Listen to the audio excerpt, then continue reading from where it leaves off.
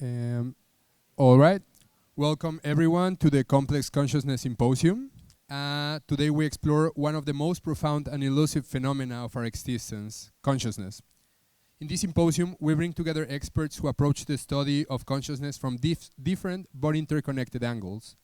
Through interdisciplinary dialogue, we aim to deepen our understanding of consciousness, challenging assumptions and sparking new ideas of what it means to be aware. We hope that today's discussions will be a step forward to understanding how consciousness emerges.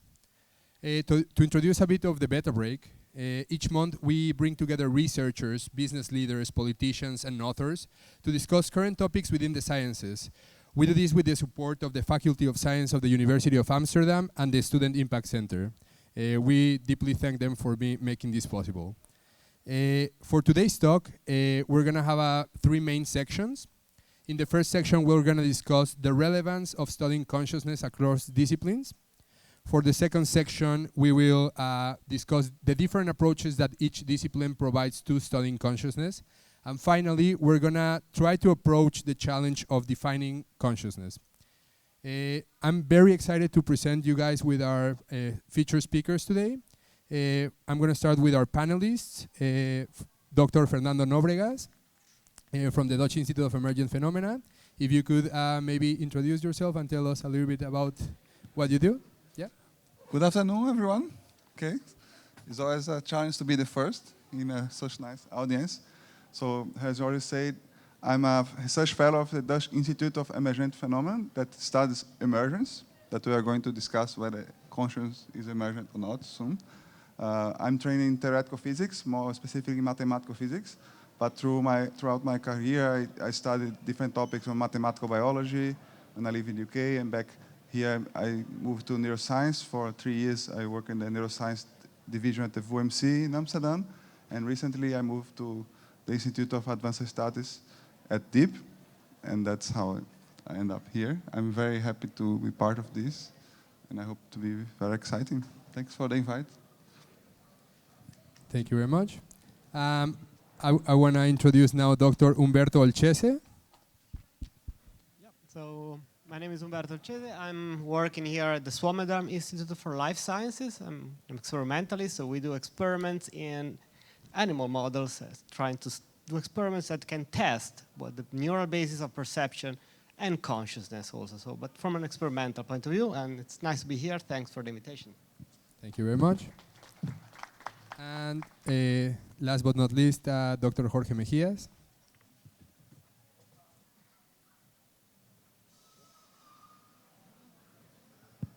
No.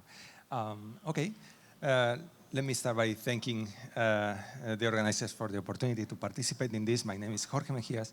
I'm assistant professor of computational neuroscience, also at the Swammerdam Institute for Life Sciences. And together with some of my colleagues, I'm interested in understanding how circuits and neurons in the brain give rise to behavior, including cognitive functions, but also consciousness. And for that, we basically collaborate with a lot of experimentalists like Umberto, for example, and many others. And of course, I'm also interested in trying to find out with our theoretical and computational models how the brain gives rise to this phenomenon that we call consciousness. So I'm very happy to be here and collaborate and participate with this event with all of you. Thanks.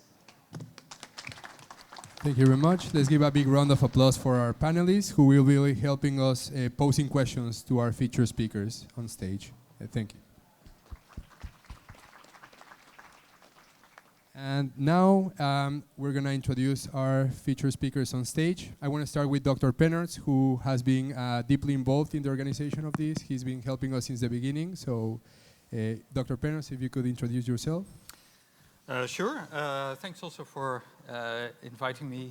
I work as the head of the Cognitive and Systems Neuroscience group also at Swammerdam Institute here at the faculty. And yeah, we research perception, neural basis of perception, both in animals and humans, and make computational models of perception and consciousness. And yeah, explore it in experimental and theoretical ways.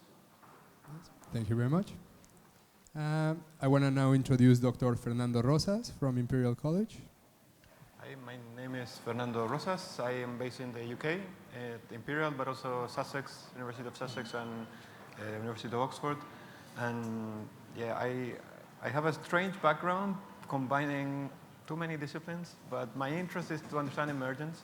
And I will say more later, but I'm interested in the potential relationship between emergence and consciousness. And yeah. Thank you very much. Now I want to introduce Dr. Greg Stephens.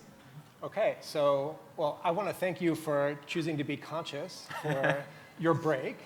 I'm a physicist. I started my career thinking about fundamental questions in quantum gravity, really esoteric, abstract questions about the origin of the universe, for which data is hard to come by, but got very interested in all of you, in the life that's around us, the origin of life, what is life, when did it become social, and why does it have this attribute that we'll talk about for this afternoon called consciousness. Now, these are abstract ideas, so I think more concretely about animals and how to think about how they move using all the tools and techniques from physics. So I'm excited for the afternoon. Thank you very much. And Dr. Julian Kiverstein. Yes, so I'm a neurophilosopher based in the Lemon Tree Center for Psychiatry, Psychotherapy and Philosophy, which was recently started up by Damian Denise at the IMC. And yeah, I work at the intersection between phenomenology, embodied cognition, and neuroscience. So I've been working on consciousness since my PhD. Yeah. Can you hear me better now? Yes, you can, yeah. So I'm based at an interdisciplinary center which has just been started up by Damian Denise at the Amsterdam University Medical Center. And we're looking at the intersection between psychotherapy, psychiatry, and philosophy. My background is a philosopher. I describe myself as a neurophenomenologist, so what I try to do is bring together phenomenology as a way of studying consciousness from a first-person standpoint with neuroscience, neurobiology, cognitive science. And so that's what I'm going to be trying to do in our discussions today as well. Looking forward to it. Thank you very much.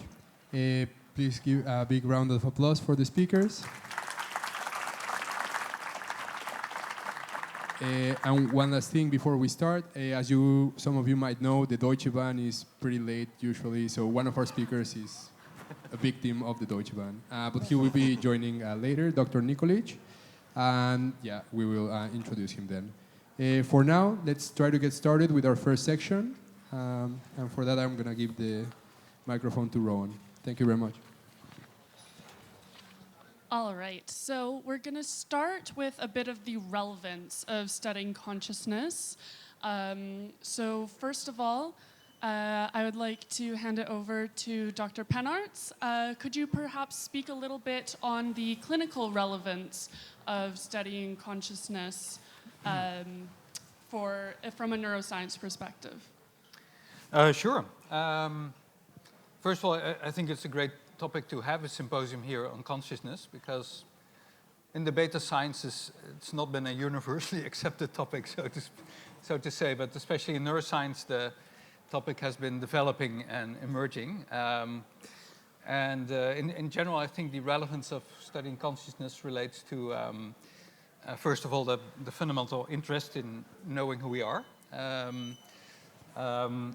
Clinically, there's a range of disorders that involve disruptions of consciousness, such as hallucinations. Where do they come from? What is wrong in the brain? But also disorders of consciousness like the gradation between comatose states and full consciousness. That is what we used to call vegetative state or unresponsive state, where clinicians have trouble in distinguishing who's really awake or not. And even unresponsive patients are known to have some level of consciousness and might even be fully locked in, that is fully aware, but not be able to move. So those patients require better care, also to find out what they want, for instance, and how they can be helped.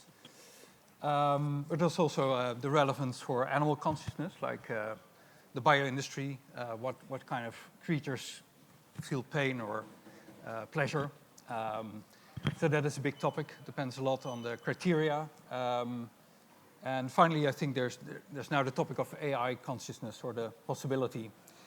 Robots, when do artificial man-made creatures have any form of sentience?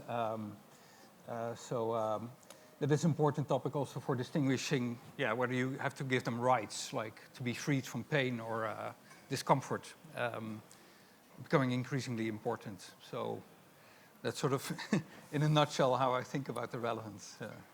Fantastic, very interesting. So essentially, we have the clinical applications of vegetative states, whether patients are conscious in those states, which is an absolutely terrifying thought, to be trapped, but still conscious.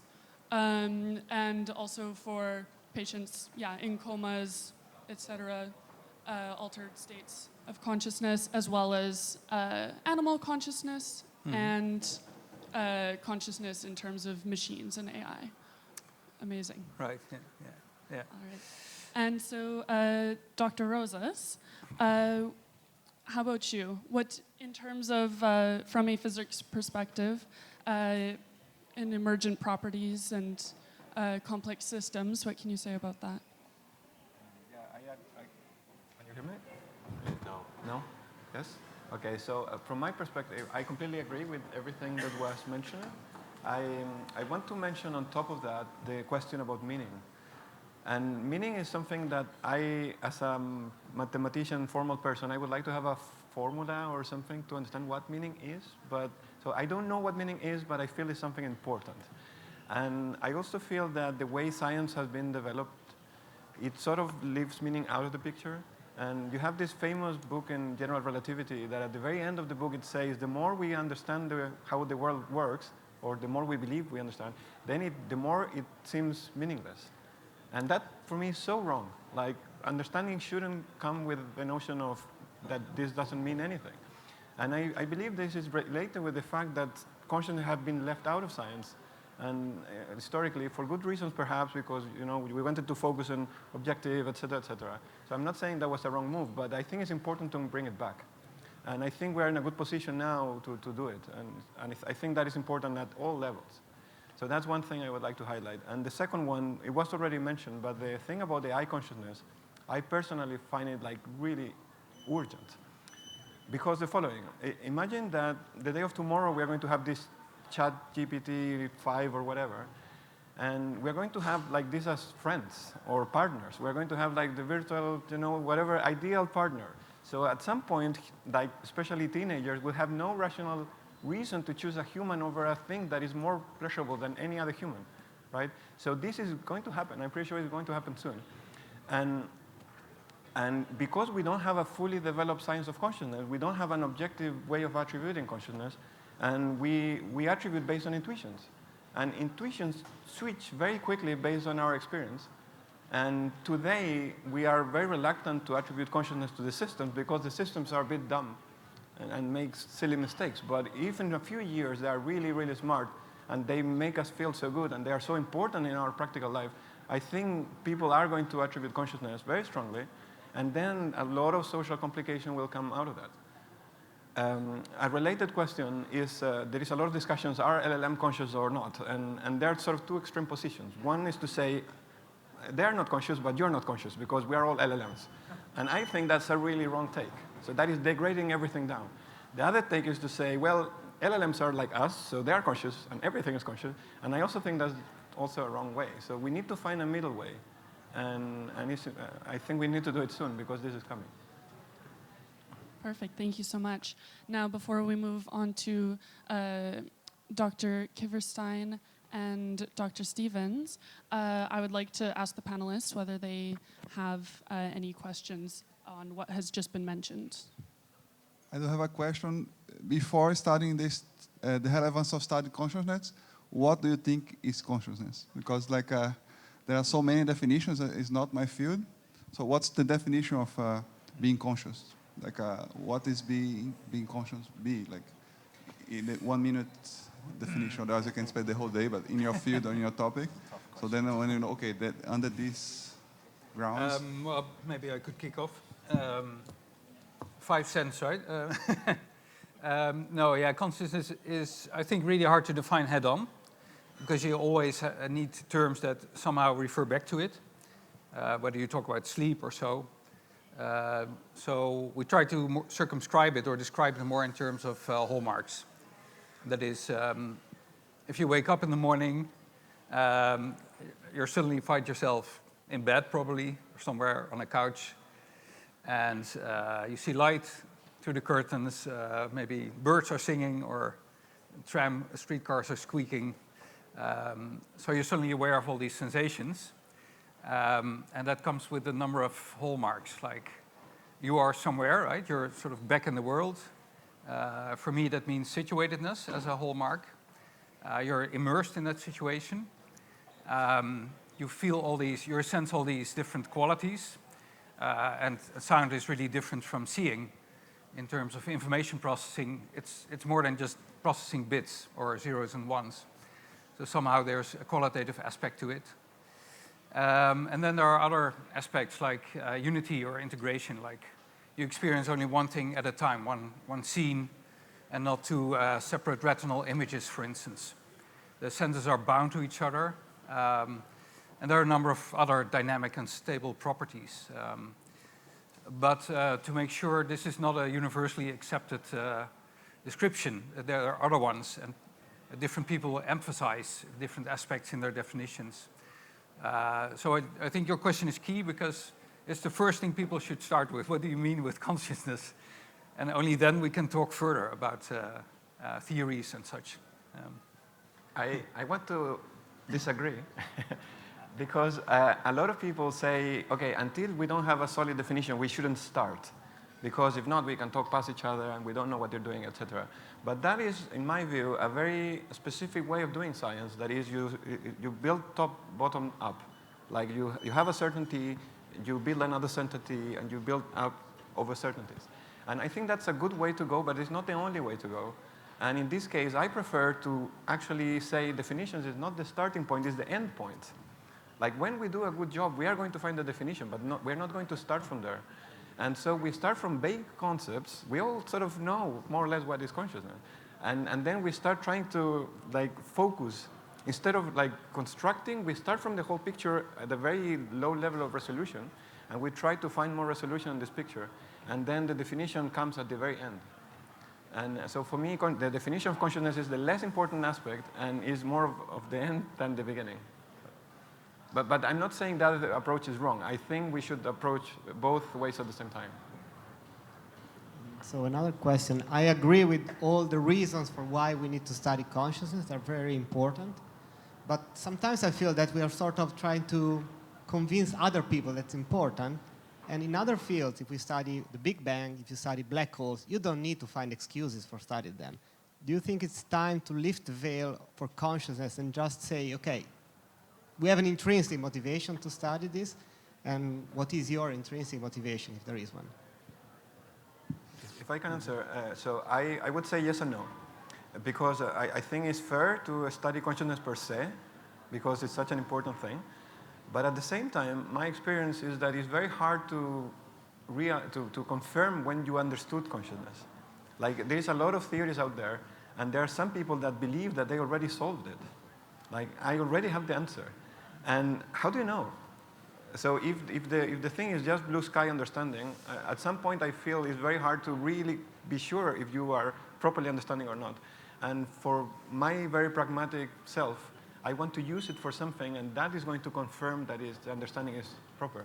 So for example, clinical applications would be something like, if we have an idea of consciousness and that triggers a specific type of therapy or a specific type of brain analysis that we wouldn't have found without this theory, and then the actual thing work, and then we have this better therapy, you know. So the same way to say relativity, we have GPS, we have the bending of light and the eclipse and stuff, so we have empirical confirmation. So I think we need also something like that to support this understanding. So in that sense, I would say yes or no. In one hand, It's good to be able to study per se because it's such an important thing, but at the same time, I think it's important to have ways to ground it.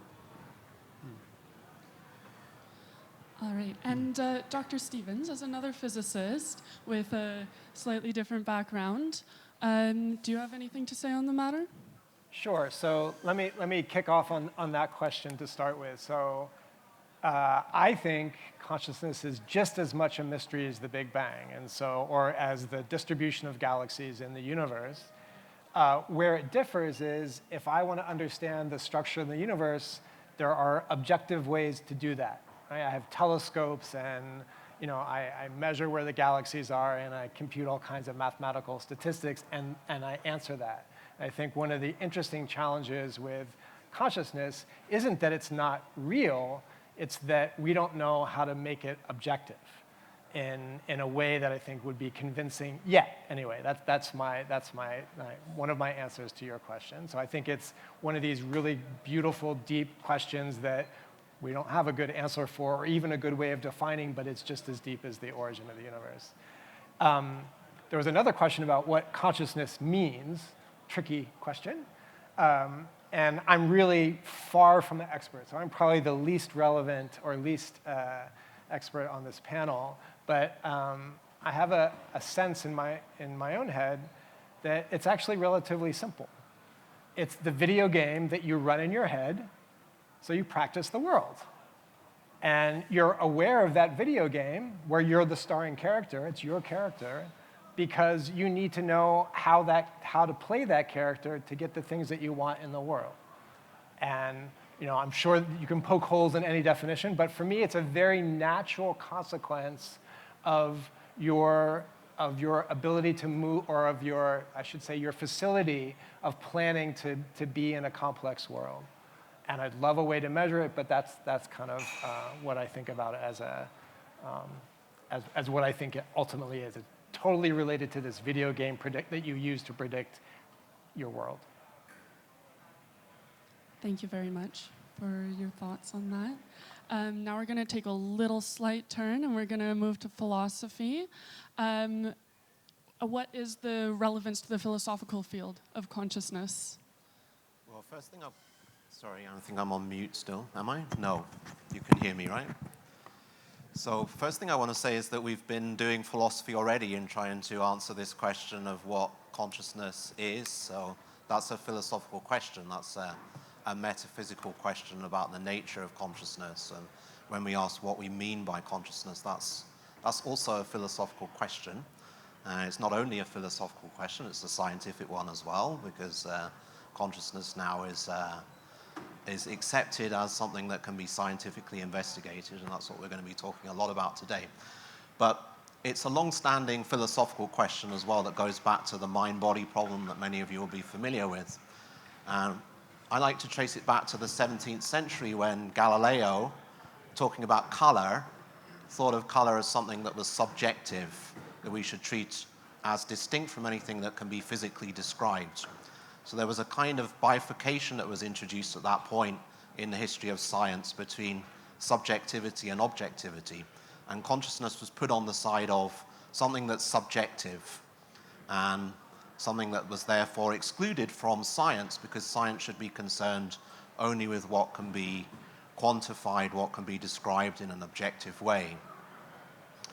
And so ever since then, there's been this problem about how to bring consciousness back into the universe, given that science can only be concerned with what can be mathematically described. How do we then find room for something like consciousness?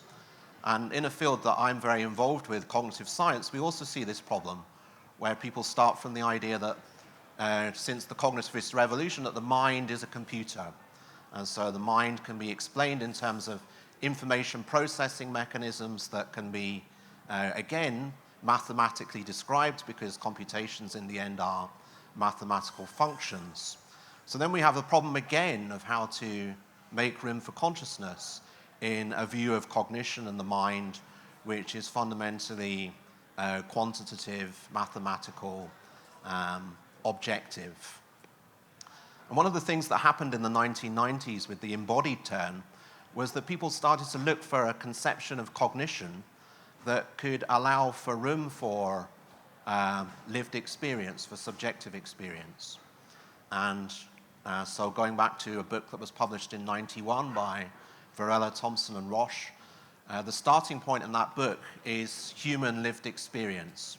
They tried to have a discussion of cognition in which they can make room for insights into the nature of human lived experience that we get from phenomenology, but also from Eastern contemplative traditions.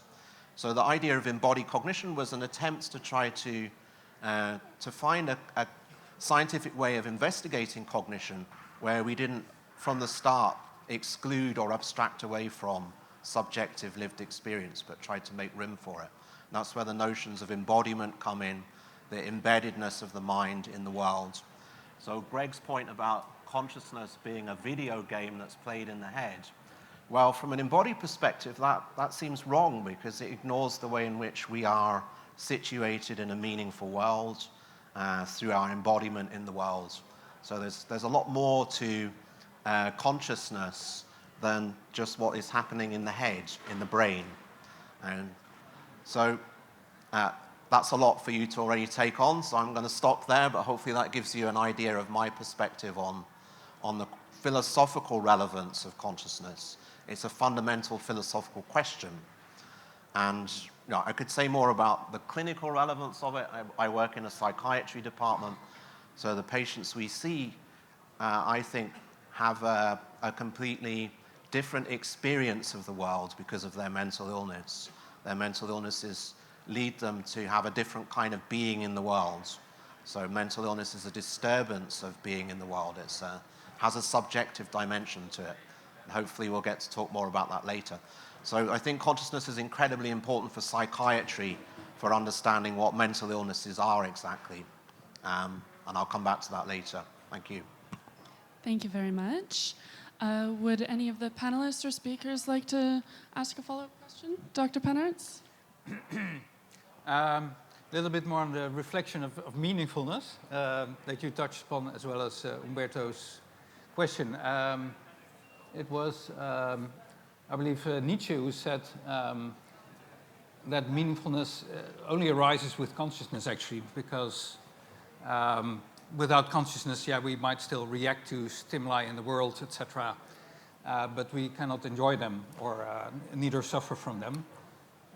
So, like, we need basically conscious experience to enjoy things like the sunset or romantic love or whatever we have. So, in that sense, it's tightly connected to consciousness, I think. And that might also explain why, let's say in bare physics, working with differential equations, meaningfulness doesn't really show up unless we have a better take on consciousness.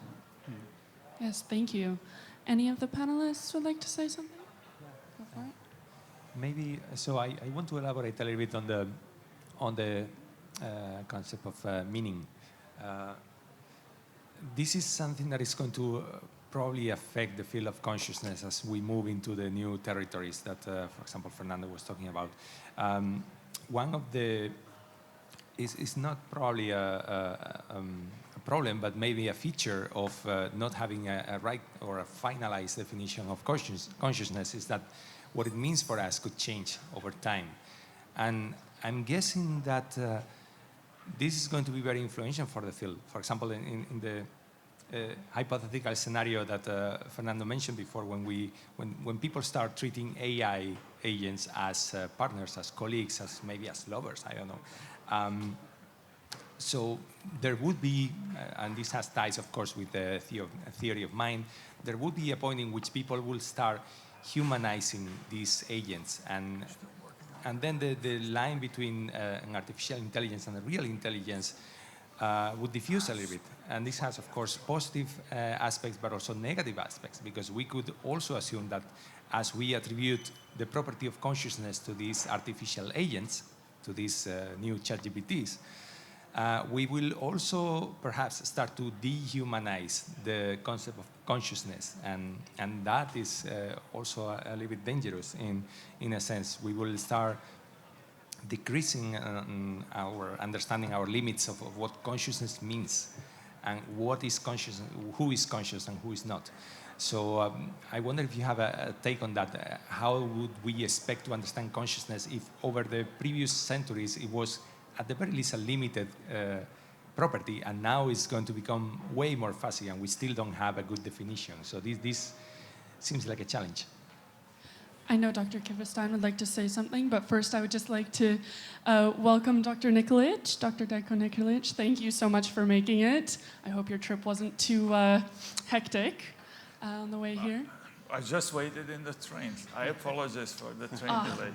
Yeah, we all know how terrible the Deutsche Bahn can be. Thank you so much for being here. Thank you. Dr. Kiverstein, you would like to say? The question was addressed to Fernando, so maybe he wants to respond first. Well, I can say a couple of things. So the first thing about humanization, I think it's very interesting to see how much we do that all the time with all sort of things. Like, I get very angry with my printer when it doesn't work, and that's some sort of humanization, because it's almost like attributing, this device is trying to mess with me, and that's why I hate you. And it's a completely irrational thing, but we do that all the time. And with the AI systems that become super smart, it's going to be almost like really, really hard to avoid. It's sort of a cognitive bias we have. So that, I think, is almost unavoidable. It's like these visual illusions that they tell you how they work, and you still get the illusion. So I think it's a very tricky question. Now, a related point that I find interesting, I don't know if you're familiar with reinforcement learning. That is the way AI agents are trained, that you have this reward function that they are maximizing. So in a way, they behave as an agent that have an intention of maximizing this reward. But I don't think that's enough to say they are experiencing something or they're feeling pain or anything. So there is something extra that you need, I believe. But at the same time, that sort of throws the ball back to biology, where, if, for example, if you follow the literature about dopamine and pleasure and reward and stuff, I don't understand very clearly how we suppose this, dopamine is what gives me the experience. I can see how that sort of drives some decisions that maybe are made by themselves. But how that gives me the experience of pleasure or pain is very perplexing. So I feel there is a space in the, I don't think it was mentioned so much, the relation between consciousness and the ability to experience pleasure or pain. That is very close to the idea of meaning. And I think there is also a big mystery that is a bit less cognitive, it's a bit less, has this flavor of less information processing, but it's also, I think that captures a lot of the big mysteries that are in play. And to know when an AI system starts experiencing pleasure or pain, or start caring about something. Like the word caring, I also find it very useful. Like when an AI system is going to care the way we care about things, that's also a thing that I don't think there is a scientific way to predict it, and we should try to find one, I think. Yes, Dr. Pennartz. Yeah, maybe be a little provocative here. We worked a lot with dopamine. I don't see any evidence that dopamine itself explains consciousness or feeling pleasure. We need especially the cortical systems like orbitofrontal cortex for pain, the whole pain matrix in the cortex, including the insula, to get close to an explanation. I think we also, as academic people, have a function in educating others that LLMs are not conscious. It's plain nonsense. Neither are reinforcement learning systems conscious. They have beautiful statistical learning, but LLMs purely establish these abstract relationships without having sensors, without having a way to generate sensations or models thereof. The only chance might be that, if you implement them in some kind of robot that does have sensors and actuators to interact and generate the right sort of sensory representations. So I don't know if we agree. I just wanted to make this point, which might be provocative to some of you. A very short thing. I fully agree. One thing that I would like to highlight is that there is a bias in some people that because we know how we train LLMs, we should understand how they work. And I don't think that's true. I think that's a reductionist bias. because like LLMs are trained to next token prediction. So in that sense, they are parrots. They have no idea what they're doing. But actually, there are a lot of experiments now showing that although they are trained in that way, they get other abilities that they were not trained for. And that is what emergence is about. Like you build the system in a way, but because the way you build it, it ends up getting other abilities. And in that sense, I think we have to be a little bit humble. And no, I'm not saying we should, extrapolate and say they're conscious or anything. I don't think they're conscious. But to the degree of cognition they can exhibit is not clear, I would say. And we have to be very careful to do the assessment. First of all, Dr. Kiverstein. Yeah, so I want to go back to something that the philosopher of artificial intelligence, John Hoagland, said about AI, which I think is still true as much today as when he said it in the 1980s, that the thing about computers is they don't give a damn. So what Fernando just picked up on about care and concern and meaning, I think are absolutely fundamental to cognition. Cognition is a kind of sense-making.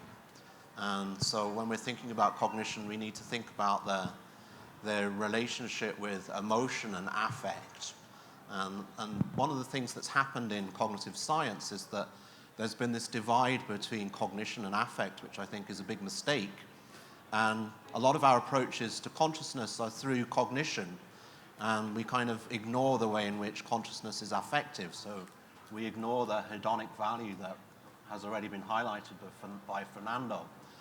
So the point of taking the body seriously here is to try to bring back affect, which is an embodied state. We've known that since William James, who tied affect and emotion to changes in the autonomic nervous system. We should be thinking, I believe, that because consciousness is embodied, we need to understand the way in which affect is involved in consciousness and how that makes consciousness something that's tied to life. One more thing that I want to say before I shut up. The idea of LLMs and machine learning and sentience in machines assumes from the start that we can think that there's a software-hardware distinction, so we can abstract away from anything that's to do with the physical embodiment of the mind and work at the level of computation in understanding how the mind or cognition or consciousness works. And I think that's an assumption that we should question. So I would like to argue in this discussion that consciousness is substrate dependent, which means that you need to think very carefully about how consciousness is embodied if you're to understand the nature of consciousness. And that already means that if we're ever going to have anything like sentient AI, then it's going to need to be an embodied AI. The place to look is probably artificial life rather than artificial intelligence for an explanation of sentience or consciousness. Thank you. Dr. Olcese? Yeah, so we've been hearing a lot of terms, so cognition, intelligence, sentience, was also behavior to some extent. I wanted to ask you, are these orthogonal? So can we separate consciousness from intelligence? In other words, can there be philosophical zombies out there? And is this important when you want to study consciousness as a phenomenon per se? Or are we doomed to also have consciousness plus something else, which makes it more difficult to extract its true nature? Yeah, Dr. Nikolic? So I have opinion about that. Do you hear me? You hear? Not? Maybe. Okay. So, your question, whether we need consciousness for intelligence. I think the answer is definitely yes. That what makes us humans intelligent is conscious processing of information. And we know this from experiments, from research, also from simple experience of consciousness. When problems occur in whatever we do, then this comes to our consciousness and we start processing this information. And so if we will ever create AI that will be have similar intelligence as we do, I think this AI will have to be conscious in a way similar to how we are. So zombies are not possible. Right? Any follow-up comments on that? Or, yeah?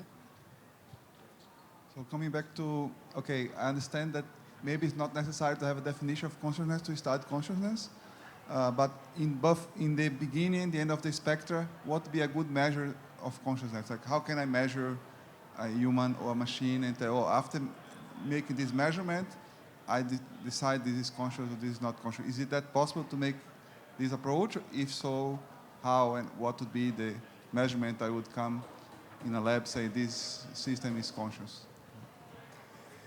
Wait, can I? Yeah. I want to comment a little bit on the previous question before moving to this, if I can. So about the relation between cognition and consciousness, that I think is a beautiful question. I believe that, I mean, what I see in my colleagues is that there are actually different positions. So some people say, basically, consciousness is the icing in the cake of cognition, if you want. So the more you become cognitively powerful, eventually the lights go up and you become conscious. And other people think they're completely orthogonal, so you can have a super smart system that is super not conscious, and you can have a super conscious system that is super not intelligent. And I have seen it more as a starting point, so people usually adopt one of these two positions based on their gut feelings, and then they start trying to see how far they go. And I could see arguments for both. I could see in natural evolution that they are definitely correlated, and I think it's very plausible the argument that in evolution in this planet, consciousness emerged sort of piggyback over a natural selection that was selecting for cognition. So you have an increasing cognitively more powerful systems, and eventually they develop the architecture for being conscious in the same process. So naturally they happen to be correlated. But at least me, I could imagine, maybe I have too much imagination, but I could imagine these things separated in a but not in a natural setting. With the last I would agree. If you look at the clinical evidence, lots of lesion studies show that consciousness survives the removal of a number of cognitive functions. People can lose working memory, for instance, but still be conscious. Long-term memory, still be conscious. People with mental retardation are still conscious. Even people with prefrontal lesions with poor motor planning or amygdala lesions with flattened affect are still conscious. In a way, they're all impoverished in their consciousness because they lack certain aspects of bodily feelings, for instance, in the case of emotions. But I would argue, yeah, there are what Chalmers called the easy problems of how to compute attention and so on. And then there's a hard problem, which is mainly in the perceptual domain, imagery, dreaming. And for AI, I think we see that if your processors are fast enough, you can make cars navigate, as we know, self-driving cars. And that even could be done in a way that mimics conscious creatures. So at a behavioral level, one might have to say, well, that looks like conscious behavior, but it's still serial processing. So that points to maybe a new class of conscious-like behaviors that is still different from our phenomenal consciousness. So I'm in favor of dissociating intelligence from consciousness. Yeah. But can I add something? So I'll be provocative also, and I wanted to clear up a misconception. With the video game analogy, I don't mean that you're not embodied. I think embodiment is super important. But I think that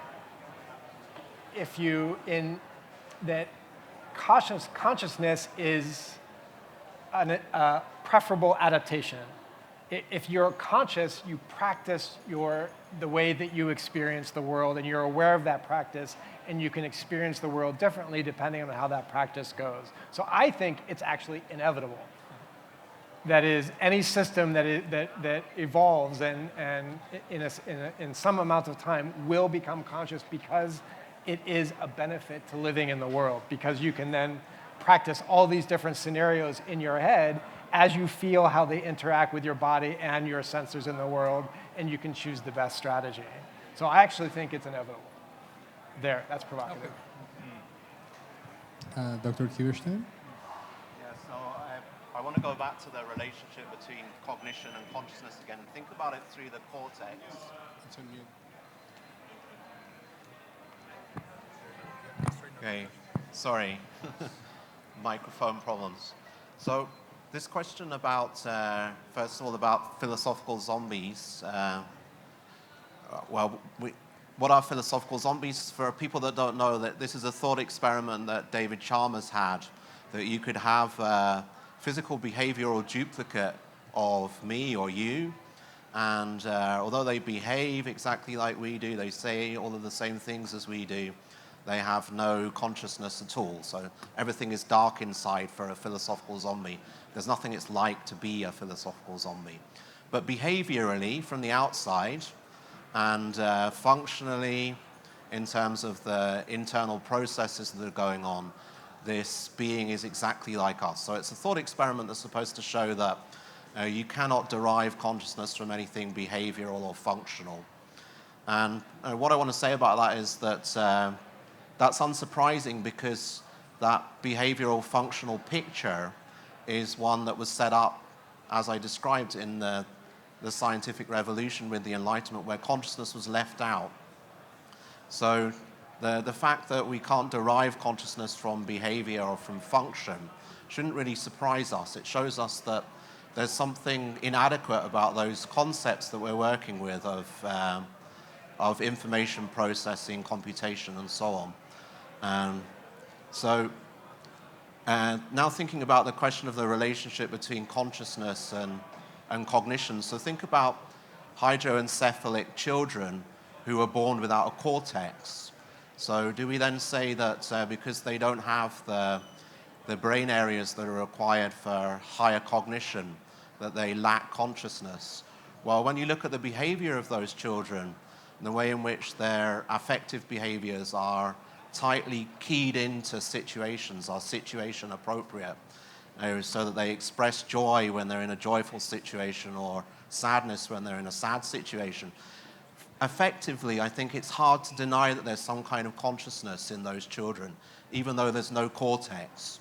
So that should lead us to think that the brain areas that are necessary for consciousness, I'm not going to say sufficient, because I think there's more required for consciousness than just the brain. The brain areas that are necessary are likely to be brainstem areas, like the periaqueductal gray, the reticular formation in the brainstem. Those are areas which are necessary for consciousness that are still present in these children, which is why they're still capable of having affective behaviors, of why there's something that it's like to be those children. Okay? Heavily debated, though. Yeah. Heavily debated, I admit, that what's the alternative? To say that they're just machines, or that there's no consciousness at all? No. I think the case can be made that there are particular behaviors acted out as stimulus-response behaviors or reflexes, not necessarily corresponding to inner life, to conscious representation. And that takes us back to the question again of the relationship between the behavior, which is affective behavior. Is it just mechanical stimulus-response behavior?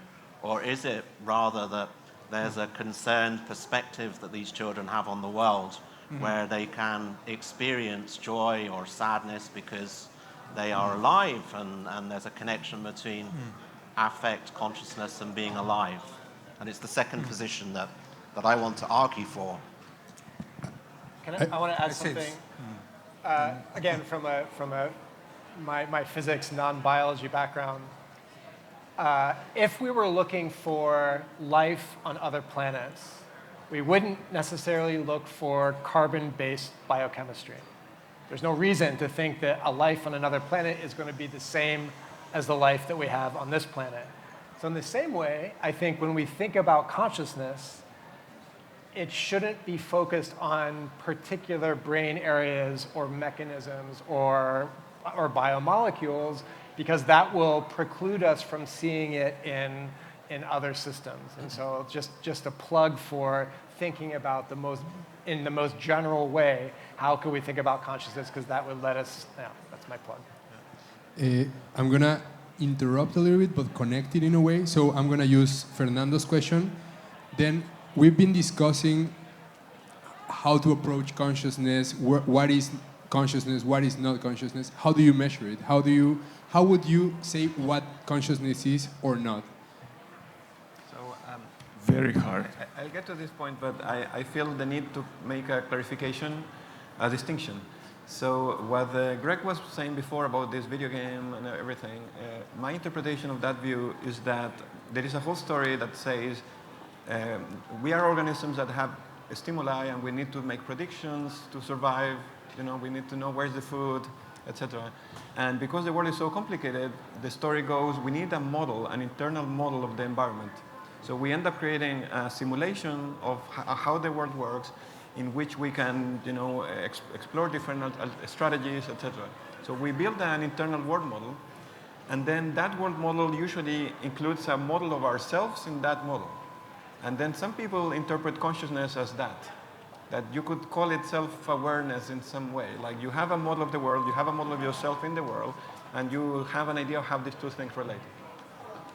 And there are some stories, I don't know if you have heard of this distinction between system 1 and system 2. So system 1 is this very fast, very automatic reactions, and system 2 would be this thinking that involves a much bigger computational capacity that allows you to do extrapolations and generalization, and out of few experiments you can extrapolate what will happen in scenarios that you have never seen before.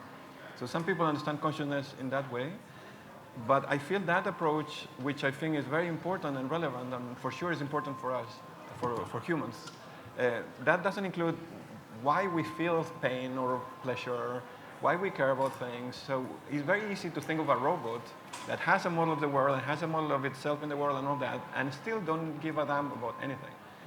So one option could be to say these are different types of consciousness. Like one is having the self-image and self-awareness, but not necessarily feeling. And the other, you could have feeling without having a word model.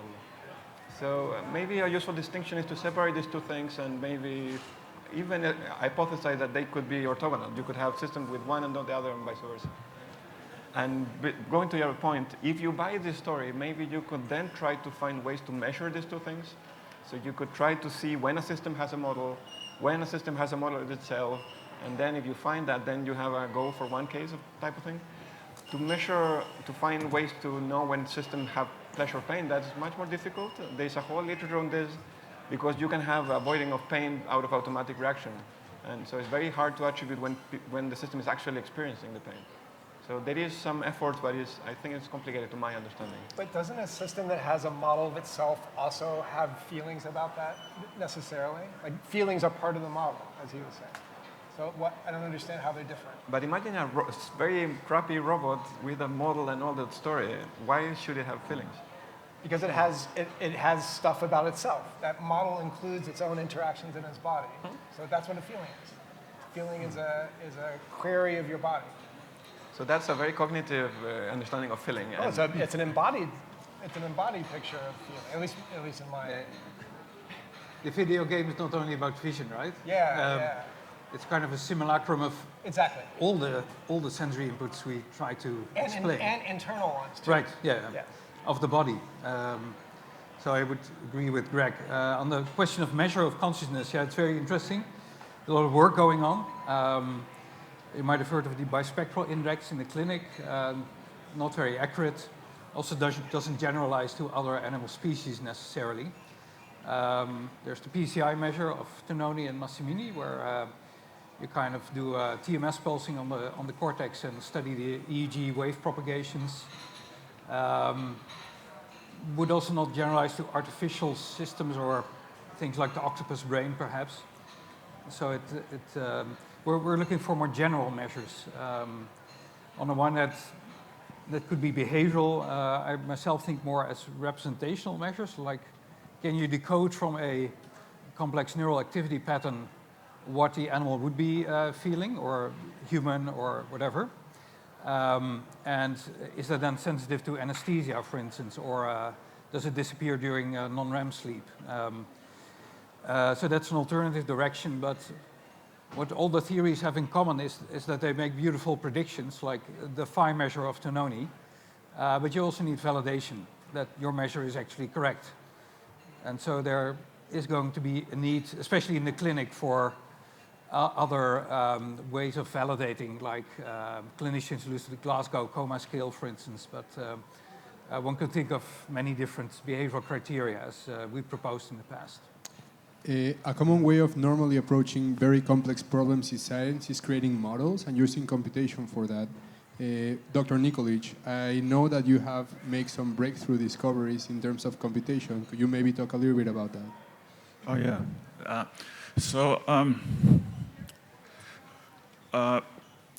We all know that the current paradigm in brain science is so-called connectionism. And in AI, the same thing. So we are trying to explain consciousness, cognition, with connections in the brain. And we try to build AI also with more connections and setting the connections right. That's what training is and all that, right? But the idea is that to explain consciousness and cognition and to reach intelligence similar to human, that's not enough. That connectionism is not a complete paradigm, right? And that's what I was working on at the Max Planck Institute for Brain Research, trying to figure out what was it that was missing. And I think I found out something. I proposed a missing part. And this missing part I call gates. So in addition to connections, which undoubtedly exist in the brain, we know that for sure, the idea is that connections are also combined with gates that open and close connections, activate, deactivate connections. So at any moment in time, only part of the network is activated. A small part of the network is active, the rest is shut down. And this process changes all the time. This is just continual process of rewiring the brain. And the approach is called gating. And I think this is what will help us eventually also to understand consciousness. Without this additional missing part, we are trying to explain the consciousness with the wrong, starting from a wrong point. So I'll stop here. Yeah, Dr. Olcese? So you introduced connectionism. I'd like to ask, what is the ingredient following your point? So there has been a lot of debate about computational functionalism, there is structuralism, you can go back to dualism, materialism, and so forth. So I would like to ask the panelists, what is the ingredient in their opinion, or can we ever find it out?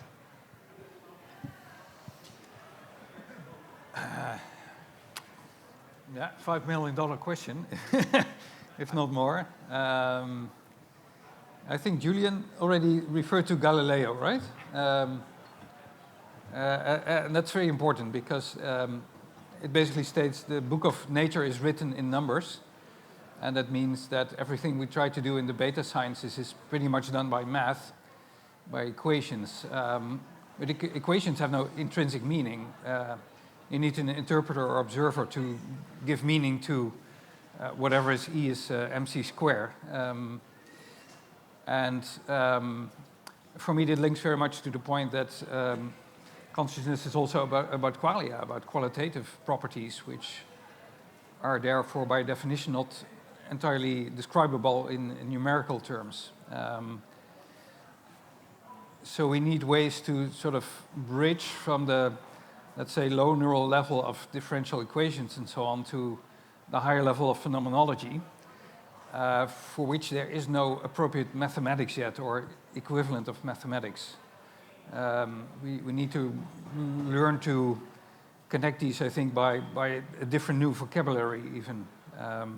Also to describe the intermediate levels of what we work on, ensembles and unimodal and metamodal networks that provide bridges to the phenomenology eventually. So I think things are lacking, but especially in having the appropriate descriptors of these connections from the low neural to the high psychological level. Yeah, Dr. Rosas? So the short answer is that I don't know, but I have a line of interest that I'm exploring on this question, and this line of interest has two components. One is the idea that maybe what we're missing is not a thing, but a dynamic. So consciousness might be related not so much with how things are built, but more how they behave in time, like from past to future. And then the next component is to say this is something about the whole and the parts. So maybe you have systems that separately they do some very simple dynamics, but when they act together, their dynamics become entangled in a way in which the whole becomes more than the part. And sort of the poetic inspiration is a bit like flocks of birds or things like that, where we see visually that these things behave together in a different way than what would they do alone. And for example, we have examples like ants, that they can build bridges, and basically they can solve problems that they couldn't solve separately. So maybe there is something about the dynamics of neurons that when they behave together, they have entangled these dynamics that are qualitatively different from what they could do separately. And then maybe that could be related with consciousness. So it's sort of an indirect question, and my approach to this, I would not like to claim, I think that's the answer. It's more like I would like just to be able to frame the question very precisely. Like, if that is the case, what is the type of formula that captures this? And how could I measure this from neuroimaging? And then turn that question into an empirical question that you can run experiments and get p-values and say, with p-value, whatever, this is my certainty on this conjecture. So that's my personal approach to the question. Dr. Kiverstein?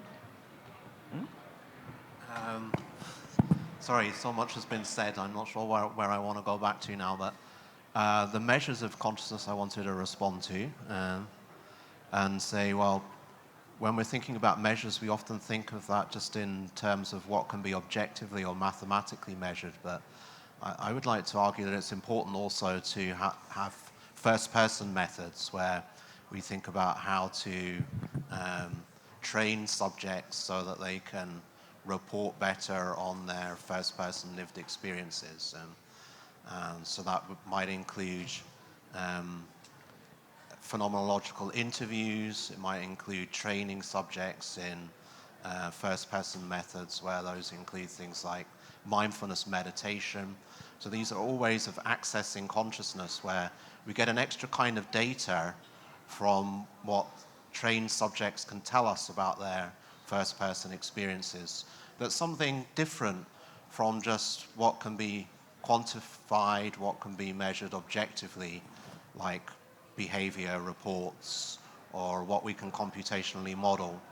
So I think there's an important source of information that we need to make room for in the science of consciousness. And this is a proposal that Francisco Varela put forward in arguing for what he called neurophenomenology, where we try to triangulate between the first-person reports of subjects, what can be measured using EEG or some other kinds of brain imaging technologies, or by looking at behavior. And then we take these to be mutually constraining each other. So what subjects say about their experiences is a constraint on our interpretation of our third-person data, our behavioral data, or our brain measurements. So Umberto, I forgot your question now. Was it about a general framework for understanding consciousness? Yeah. Yeah, whether we should go to connectionism or computations. Yeah. Or. Yeah. So, as a philosopher, I'm all about frameworks. So I'm looking for like a big general theory that will allow us to bring together everything. And I totally agree with Cyriel that we need multiple levels of analysis, multiple levels of explanation.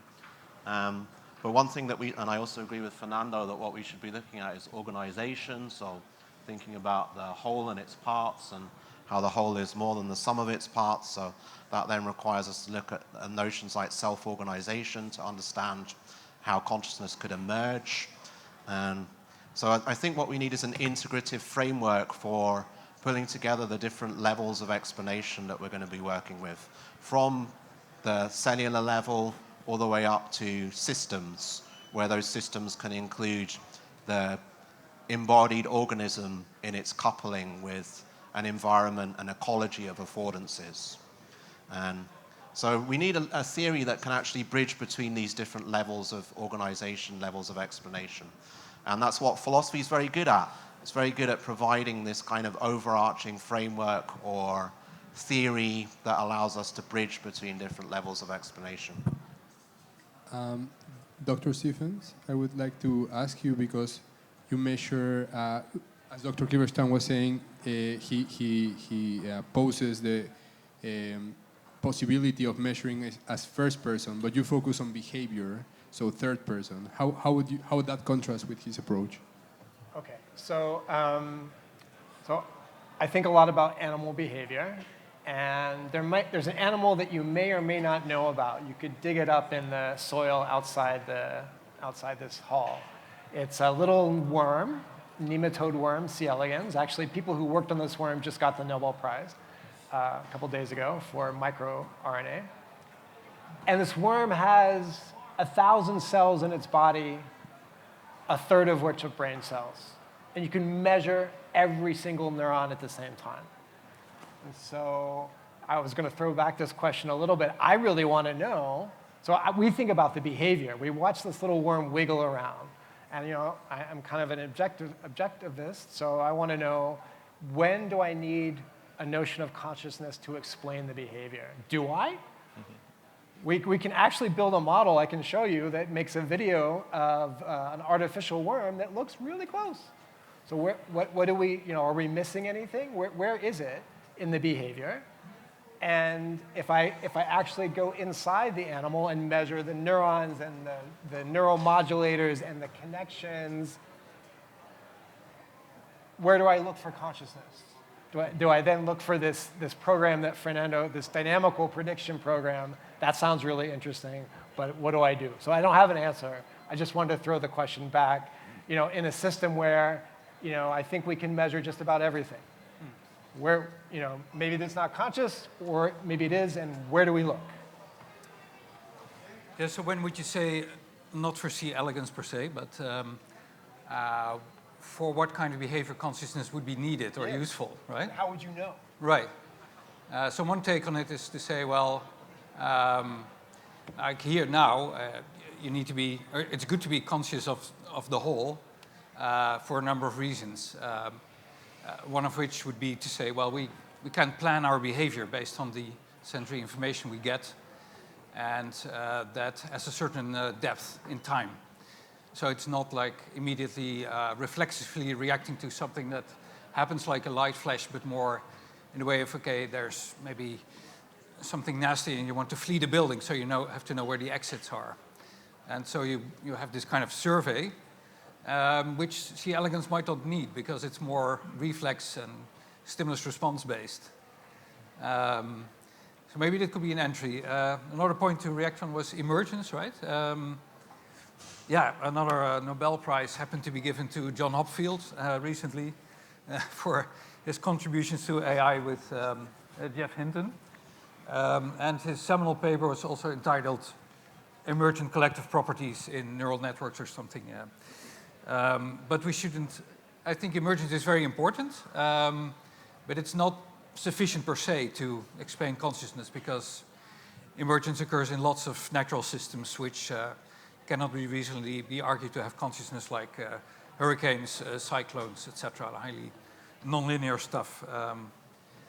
But a take we have on it is the reason from predictive processing. It's basically the modeling of the outer world by trying to explain from your model the sensory inputs as they come in, model the sensory causes, and learn from the interplay between expectations or predictions and those sensory inputs. If I can, but yeah, if I can reaction to you respond to that. So first, I would not like to claim that I believe that consciousness is necessary, that emergence is necessary for consciousness. I don't know, and I would like to know, and that's what I'm trying to do. And if it's sufficient but not necessary, I'll be happy. And if it's not necessary, I will also be happy if I learn that. So I'm just trying to figure out the relationship between these things. Also, I strongly believe that emergence is not one thing. It's actually multiple things that we sort of confuse because we don't have the right tools to disambiguate. A bit like complexity. Like when you start thinking about complexity, you think complexity is this thing.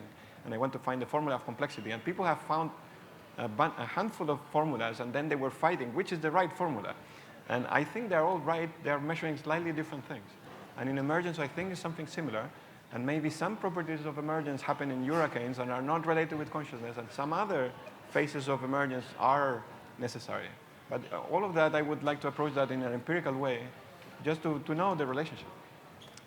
And the second point related with what Greg was saying about behavior, I could believe that any behavior can be implemented non-consciously by a system that is big enough. So if you have a humongous system with a lookup table that for each stimuli reacts in this way and has just this big book of what to do, you can do whatever. But it's super inefficient, right? So maybe there is something not just about behavior, but behavior with a minimal number of resources or something like that, that could be related. And related with that, there is an ongoing interesting discussion in AI that says we have these huge language models, like billions of parameters, that are very smart, but they're huge. And maybe what we're doing without knowing is that we are training this huge cerebellum to pretend to be a frontal cortex, so to speak. And maybe if we find a better architecture, we could make AI systems that are much smaller and more efficient. Thank you very much. Dr. Nikolic and then Dr. Kiverstein. So, if I may add to your question of measuring consciousness, like I presume maybe you're asking, like, can we put a number on how much conscious something is? Like maybe human has score of 63 and a dog 12 or something like this. But I think this maybe is not possible. And one day in the future when we will understand consciousness really well, which maybe will be soon, maybe not, we will realize that this question wasn't a good question. And it was maybe like a question of tableness, right? How much is this table a table? Is this table more of a table than this table, right? So it's not really right question. Right? But still one can understand potentially what a table is and what consciousness is. And back to emergence, which is, I think, really interesting. Emergence is everywhere. Like you make pieces of paper, they merge into a book. You take pieces of wheels and they merge into a watch. And emergence is everywhere. So I think it's not a question of whether there is an emergence phenomenon. There is for sure an emergence phenomenon. But which parts do we put to, we need to have the emergence of consciousness? That's more important question. And as I said, I propose that we are missing one part, and these are these gates. And then we'll be able to figure out this emergence. Thank you very much. Dr. Kiverstein? So going back to C. elegans again, so I think that some of the discussion here has been premised on the idea that C. elegans is a kind of stimulus response machine. And I would want to push back on that and say, no, C. elegans is an agent. And so when we're thinking about behavior, we shouldn't think of it in mechanistic terms as like a stimulus comes in and then there's this mechanical response to it on the part of the worm. We should rather think of the C. elegans as organized in such a way that it exhibits purposeful behavior. There are certain things that are meaningful to it because of what it needs. And so when we think about behavior, we should think about behavior relative to, in a teleological way, I think. And the idea of teleology is kind of one that many people are allergic to since the scientific revolution, so going back to Galileo again. But I think there was certain mistakes that were made there in getting rid of goals, in getting rid of purposes, in getting rid of needs. We actually need them to understand behavior. Behavior is goal-directed. When we think about the systems that are producing those behaviors, we should think of them as organized so that they behave agentively.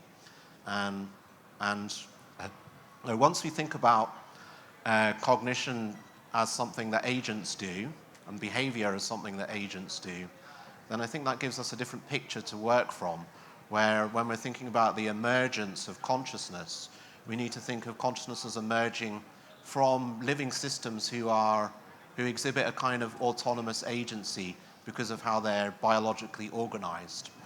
So I tend to agree with the exchange between Cyriel and Fernando that even though emergence isn't sufficient, because it's ubiquitous in nature, it might be necessary, and there might be something about the way in which a system, when it's organized in the right sort of way, you get systemic properties which make it the case that now there's something novel, something new that's emerged, which is a property of the whole system and not just of the parts and their interactions.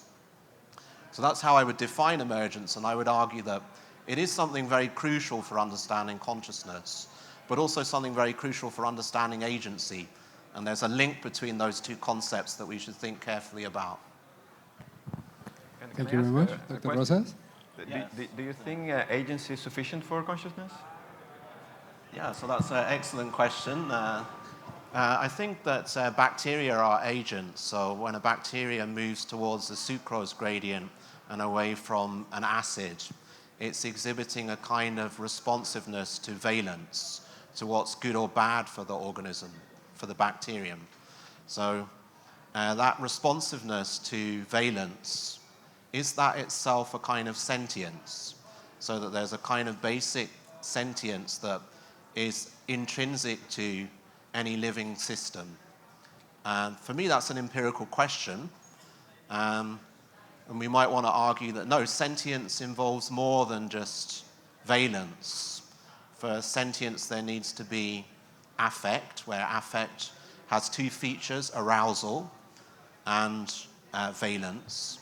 And anything that's just responding to what's good or bad is just behaving. It's not yet sentient.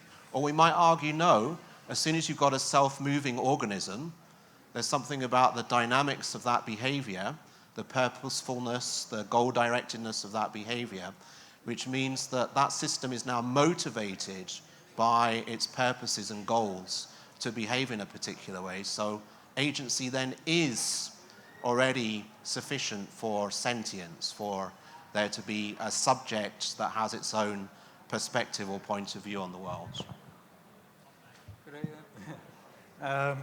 Yeah, to challenge it a bit, how simple could we go with organisms or artificial creatures on this? One example being a smoke detector. It detects smoke, it responds to the chemical by sounding an alarm that has a clear purpose. Is it sentient? Well, if we call that sentient, then a lot of things would have to have some level of consciousness, one could argue. Looking at paramecium, for instance, the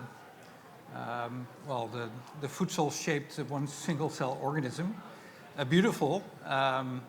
It also could be said to exhibit purposeful behavior in finding food and so on. It bumps into things, it recoils. But that behavior could be purely described in terms of calcium influx and reversal of cilia movement, etc. And then if we could mimic that in an artificial creature like a robot, would you still call that conscious? Or is it just, using Occam's razor blades, is it sufficient to say, okay, that's purely explained in terms of mechanics? And we don't need the concept of consciousness because that could be more reserved for, rich internal representations that help really with planned, deliberate behaviors. So I find that a little bit challenging. So just to respond, I mean, the smoke detector example, it's a feedback system, so it's a control system. But I'm not saying that anything that has a control system is a subjective experience, clearly not. So what's the difference between a cybernetic control system like a smoke detector and paramecium or E. coli bacterium? Well, the difference is that the bacterium or the nematode worm are living systems, okay? Whereas the smoke detector is a machine, it's not a living system. So whatever purposes the smoke detector has, it has because it's been designed by humans to have those goals and then be able to operate as a machine in such a way as to carry out those goals. Whereas for a living system, the goals are intrinsic to the behavior of that system as an agent. So there's a clear difference between a a feedback control system that you might find in a smoke detector and a living system. And then, well, how far down do we want to go? Well, because of the autonomy of living systems, the agency of living systems, I would want to argue that there's an open question whether what comes along with that agency is sentience, or whether sentience is something. Sorry, I think I've been cut off.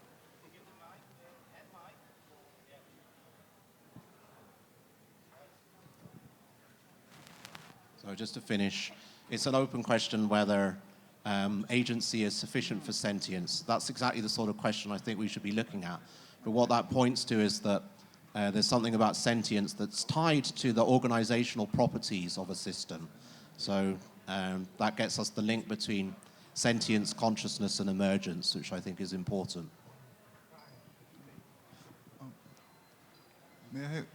I would like to make a connection I was holding, but it was nice that Julian just pointed out. But I would ask to Greg, what would be the relationship between consciousness and evolution? Because like you talk about different living systems and whether they are conscious or not, and when do they need to be conscious? Because like there was the Big Bang, suddenly galaxies and diffusion processes, and there was something beyond diffusion, and when consciousness emerged, not using emergence to detect consciousness, but using emergence to detect when consciousness emerges. So what do you think about it?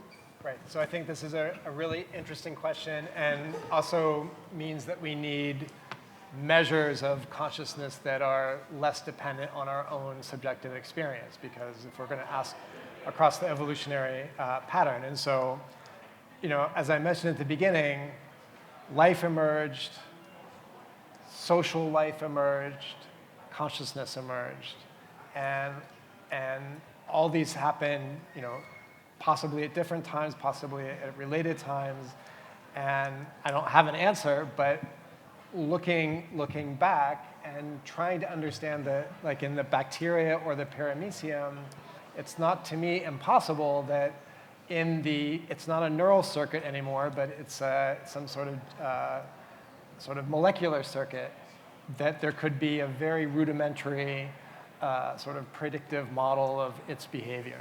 And that doesn't seem impossible to me. It's hard to measure, but if we had measures of consciousness that were not yes or no, but more nuanced in terms of, or maybe higher dimensions than just one, then we could actually look at these animals either in their internal dynamics or their external behavior and try to ask where this came from. So again, I don't have an answer, but I think that's a really interesting way to think about this kind of hard to measure quantity, is to look across different organisms of complexity. All right, thank you very much. Perhaps I would like to follow up with something that Julian mentioned regarding the distinction between nematode or the bacteria and the smoke detector. So of course, this is just a toy example, let's say, but this distinction between whether these agents are alive or not to explain consciousness is kind of a slippery slope, because we can always assume, we can always think about robots that learn to self-replicate, for example, and then there's not a direct embedding of the design by the creators, which is us. It's something that is more in the system, the self-replicating system. Or we can go the other way around and see that in the future we are able to assemble this kind of very simple living system just by putting the parts together. And then if our definition of consciousness relies on how do we build these systems, then it's a little bit tricky, right? So I think this distinction between a system being alive or not is, of course, a gray area, murky, and I don't know if that's exactly where we want to put the emphasis on whether a system could eventually be conscious or not. Dr. Kiverstein? Yeah, so it's working now, yeah, good.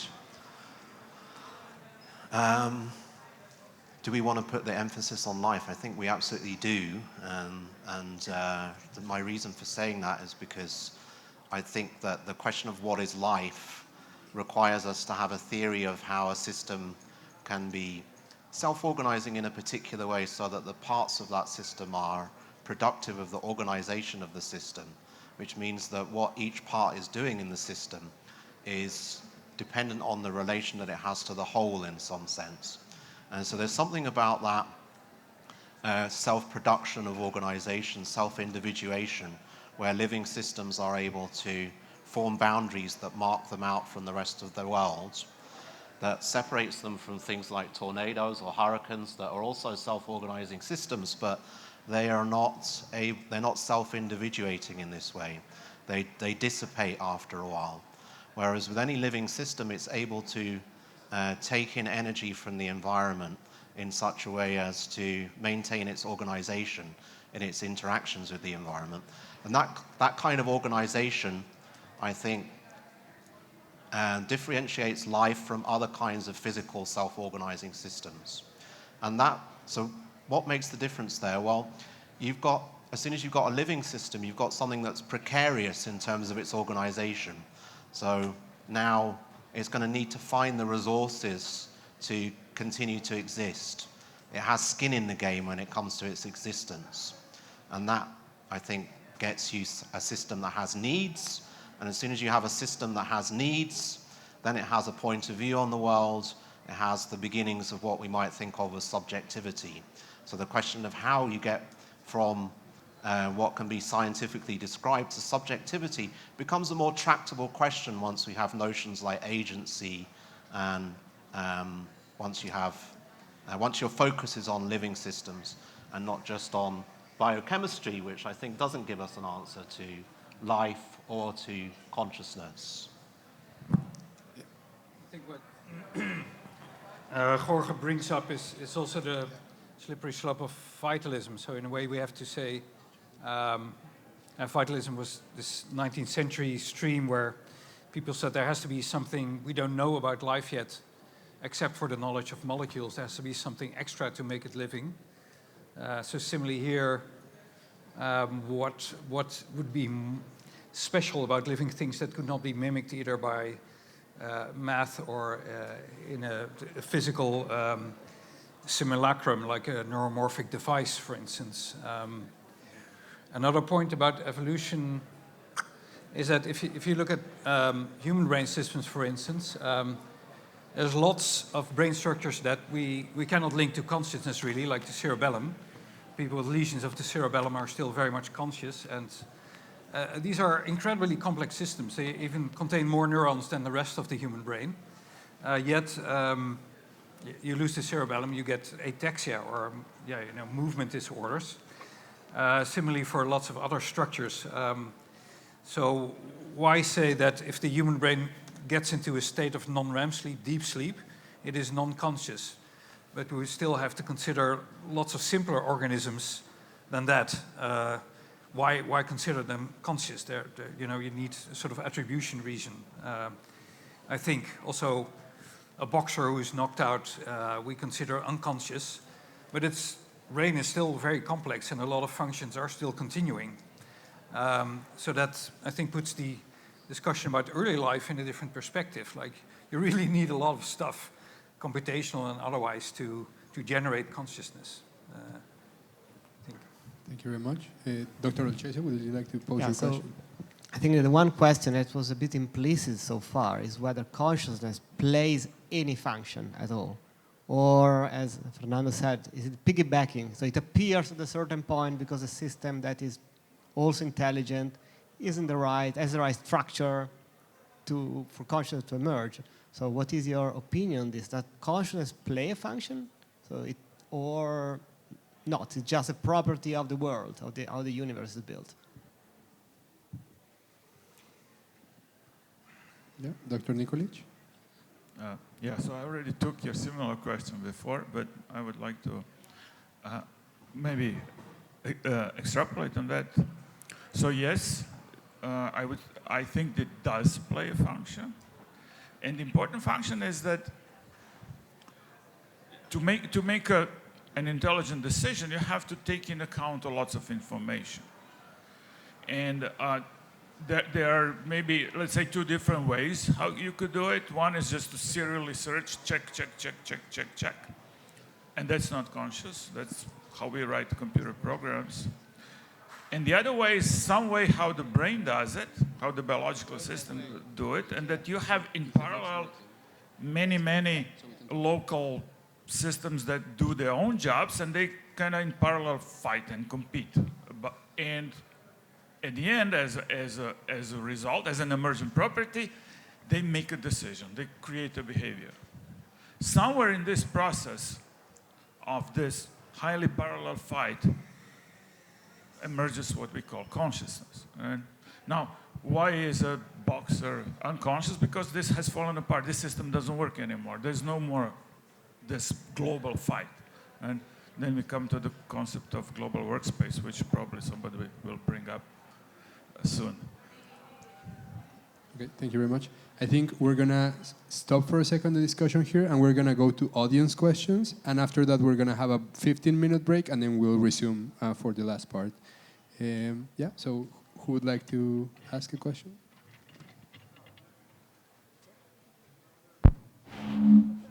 Okay. How does this work? I just talk into this? Okay, perfect. So I had a great time listening to you guys, definitely, and I had multiple questions. The first one, I think, is directed towards Dr. Kiverstein. I heard you mention that since the Enlightenment, the study of consciousness has kind of been neglected, and a lot of more scientific approaches, like mathematics and physics, have been fixated. And I think this generalizes and mentions a lot of the other speakers as well. I do not necessarily know whether this is true, because if we look at critical philosophers such as Kant, for example, who shift-shaped the entire dimension of science and how we perceive the world, the notion of consciousness has been brought up multiple times, and then furthermore elaborated through philosophers such as Fichte, Schelling, and Hegel. So I wouldn't necessarily, and this also brings it back to the other speakers, I wouldn't know if the problem of consciousness or the definition of consciousness or the measurement of consciousness is necessarily dependent on time or a sense of figuring out what consciousness is. Isn't it very much possible and plausible that the definition of consciousness independent of time is just a mystical object or subject rather? And I would, that's basically my question. Yeah, the floor is open. Whoever wants to answer. Yeah. So my point was rather about how there's a problem. No, there's a problem of finding room for consciousness in our scientific worldview of nature. So how to find room for consciousness in the natural world as it's described by the sciences. Yeah.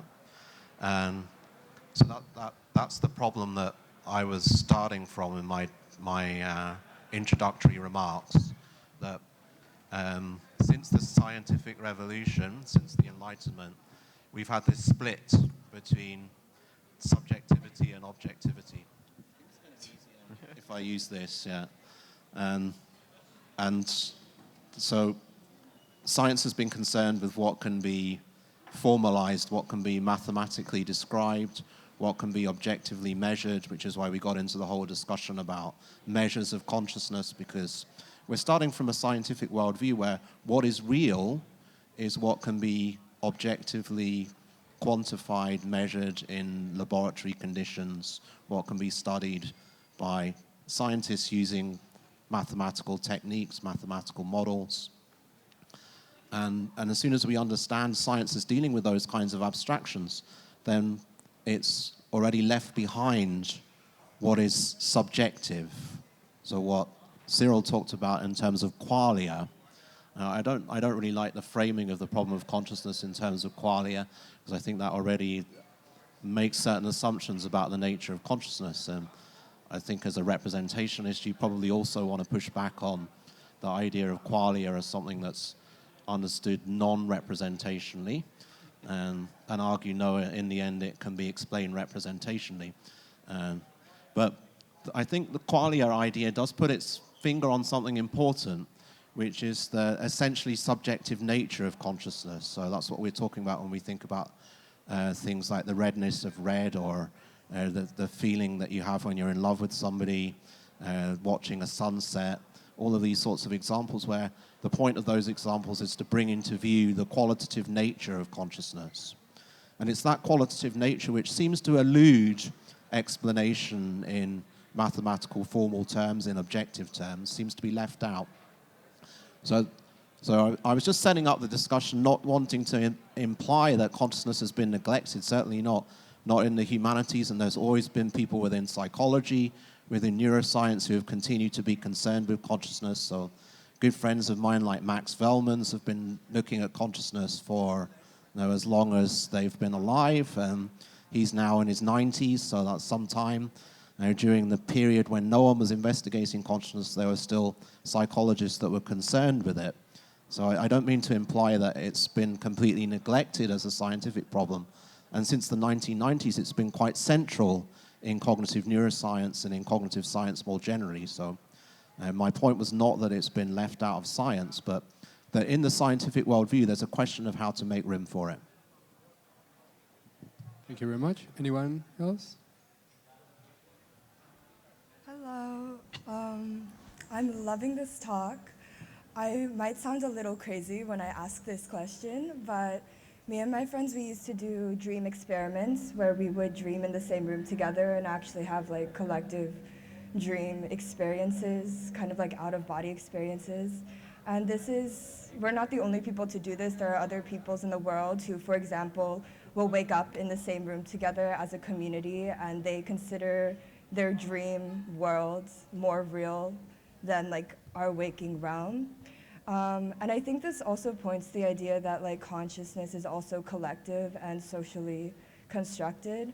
So I wanted to ask if you all think that consciousness is also something that we build, and even if we don't completely understand it, is it something we have a social responsibility for, and also like, can we care for consciousness? And I think like, for example, your video game simulacra analogy is like, how do our personal video games continually get updated and change as we do through time? I can say something. So I think implicitly in the whole discussion, we have all assumed physicalism to some degree. Like physics is the starting point, and the actual question is how consciousness emerged from physics.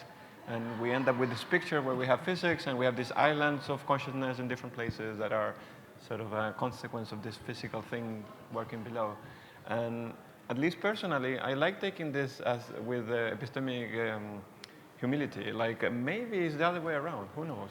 Maybe it's consciousness first, and then the question is not how consciousness emerged from physics, but how physics emerged from consciousness. Who knows? Now, big questions and big crazy ideas require strong evidence, right? So I would not jump into some of this without having like a clear benefit out of this, either in terms of explanation or something else. But I personally would not rule it out before considering it.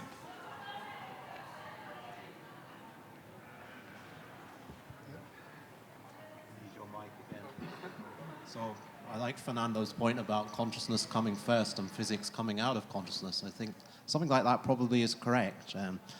And about assuming physicalism, I certainly wouldn't want to assume physicalism. I think physicalism is mistaken. So there are many things that are real that are not physical, like economies, societies. So the idea of a social construct, I think, is an important idea, and social constructs are real. Just because they're constructs doesn't mean that they're not real. So not everything that's real is physical. And the question then is, well, how do those other aspects of reality, those parts of reality, relate to the physical? And we can have a reductionist view where we try to say, well, the abstractions that physics deals with, everything can be explained in terms of those smallest elements of reality. So in the end, reality is fundamentally physical. I want to push back on that and say, no, that's not true. And what's most real actually is consciousness, our lived experience. Physics is something that we do within a field that's opened up by consciousness. And so the idea that we could then turn back and explain consciousness in terms of physics, I think exactly gets things the wrong way round. Does that mean that consciousness is something mysterious and non-scientific and mystical and not explicable? No, it does not. And that's been the whole point of trying to take consciousness, sentience back to life. I don't think that vitalism is correct. So I would not want to say that life is something mysterious. I agree with Stuart Kaufman that life is dependent on physics, but life is also something beyond physics. I totally disagree. I just want to add that there are things that physics does that I think are that make the ordering. I disagree with the ordering. We will not disagree on if I threw this water bottle into the audience. I don't care what your conscious experience is. We will all agree on this water bottle traveling through the air. I think there is this underlying physical reality from which consciousness emerges. So I don't see it being very profitable to go the other direction, because then we're going to get stuck with the definition of what is consciousness. So to me, there's a physical world that is not subjective. And we could play around with that world, but we will all agree on that reality. If I can say something very short, in biology, we all agree almost are wrong, but some are useful. In physics, the models are real. And that's sort of a bit of a different, and what is the reason to think an electron is real? It's because the model is extremely precise, but it's still a model. So I think there is a bit of in different disciplines, because the models are so accurate, we tend to attribute a metaphysical thing, that this is real and this is just a model. So, and I don't see a reason to say this just because of accuracy. I totally agree, and I think it's important to distinguish between the map and the territory. Yeah. When you're dealing with a model, you're dealing with a map, and we should be careful not to confuse the map and the territory. So, what is a map? It's an abstraction of a certain kind. It's an idealization. And what physics deals with are abstractions, idealizations. If we then say that those are real, then we're making that mistake of confusing the map and the territory. Dr. Pennartz? Or Dr. Nikolic? Okay. So I would like to add to this discussion, what comes first, physics or the mind or consciousness? It's also possible that the whole thing is circular, right? That we never can exit the circle. That we could use physics one day to explain consciousness and the mind to explain how we came up with physics. And it all works well, and we have pretty good models, pretty accurate models. We're happy with them, yet the whole circle doesn't make any sense. And we cannot get out of the circle. That's where we stay stuck, and that's it. That's all we can do. Yeah, in a way, getting back to your social responsibility issue, we do, of course, even though it's fairly safe to assume that there is a physical world independently of our mind, face the question of epistemology. That is, how do we acquire knowledge about the physical world, and that this can be done differently. If anything from consciousness science teaches us something, then there's also that people perceive things really differently, and that this is not simply a matter of opinion. It's just about the way the world looks like. So in a way, I sometimes use the example of the rotten apple, right? I tell you, don't pick up that apple, it's rotten, and the sound waves from my voice arrive at your ear as a physical event, but your brain makes its own interpretations of the concept of rotten, which you might translate to a sort of brownish color, soft tissue, etc. But that means you still make your own interpretation of that, and it could be different from mine interpretation, but still we have a commonality in the sense that you would avoid in your behavior taking up the apple and go for the fresh one. So that, I think, makes for a collective basis for mutual understanding, even though in a way we are solipsists in a way, not diverting to idealism where the mind is the only real thing, but rather saying, well, there's a collective basis. The point about social responsibility is then to say, well, this maybe could make us more tolerant and understanding how, we are fundamentally different and see the world also differently. All right, thank you very much. I think we're gonna pause the discussion a little bit. We're gonna take a 15-minute break and then we'll be back soon. Thank you very much.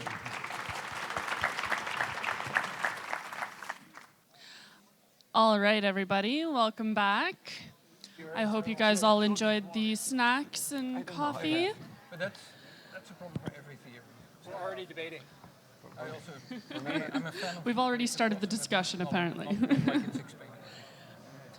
All right, so for this next section, we've already discussed it a little bit, but we are going to discuss the definition or definitions of consciousness.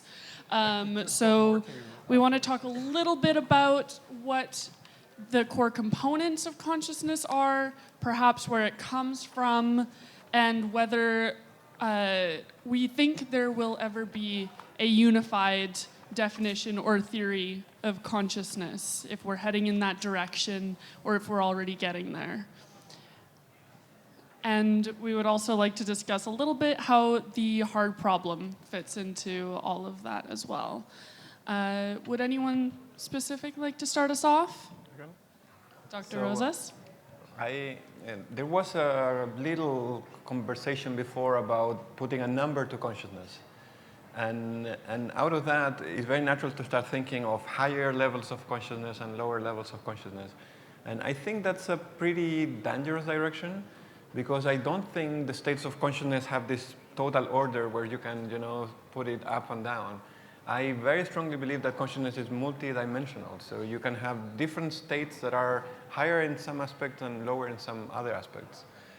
To give a concrete example, this is from a book of Peter Jeffrey Smith. I don't know if you are familiar with him. He mentions a super interesting discussion about the capabilities of different parts of the animal kingdom.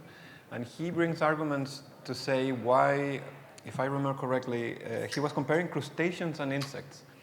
And I think he was saying that there is some experiment that suggests that insects don't feel pain, but have mood. And mood understood as sort of being optimistic about things or pessimistic about things. So you have a bias towards certain decisions beyond what is sort of reasonable, like either for positive or negative. And these are sort of long term, so they don't fluctuate very quickly. If they fluctuate quickly, there are sort of emotions, but if they are sort of slow varying, this is mood. And based on that definition, you could say, according to this experiment, that maybe insects have mood, but not pleasure, like pain. And on the opposite, some experiments suggest that crustaceans are the opposite. So they don't have mood, but they might feel pain. And then how you compare these two things? Like they seem to be very different.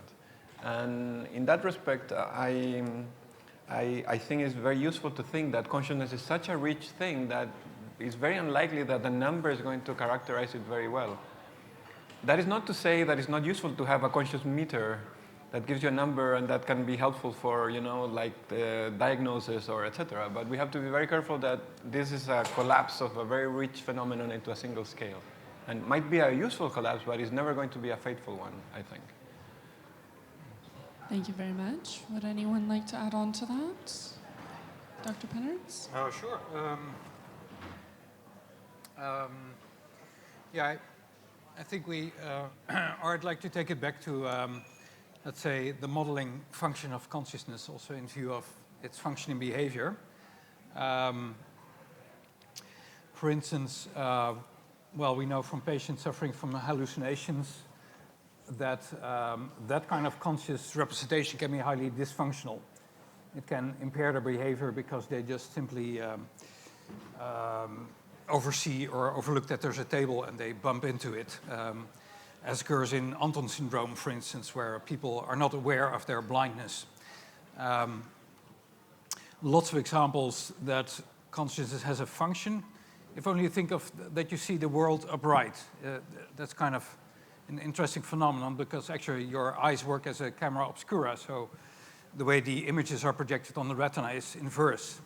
Now, in a lot of theories that are not so attached to attributing a function to consciousness, it shouldn't matter whether it's upright or downwards. But even if you get goggles on that invert the image, in about 2 weeks' time, you will still see the image again upright. Even so, there's a sort of double inversion then. And why is that? We think that is because the function of consciousness is to optimally inform the subject of how the world looks like and use that information for driving forward actions, not just any actions, not reflexes, but more the planned, deliberate behaviors. And for that, there's the whole perceptual machinery, which is basically a predictive machinery. It basically says, well, there are priors in your brain that you have learned, like this is how it's supposed to interpret the sensory input, but there could be violations, there could be errors from which you then learn. And that leads to this idea of a simulacrum, or Greg used the word video game, but it's a bit like that, our sort of best guess representation of what the world looks like. We do think there's more to it than just predictive processing, because that's basically a computational paradigm that doesn't rightly explain qualitative properties yet. And that's why we think you need other vocabulary to think about these representations as building up from low, simple features to higher order aggregates about objects and scenes. So that's more like the multi-level representational view.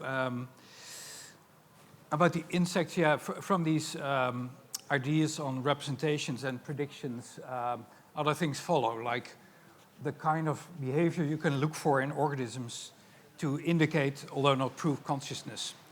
Like insects, as mentioned, you don't see a lot of behavioral signs if they lose a leg, for instance. They'll try to fly on and do not tend their wounds, really, or you don't see them writhing in pain, as Wittgenstein described it, for instance. So from that view, a whole set of behavioral criteria can be derived. Thank you very much. Dr. Kiverstein wanted to say something? Many things. Let's try and keep it brief. I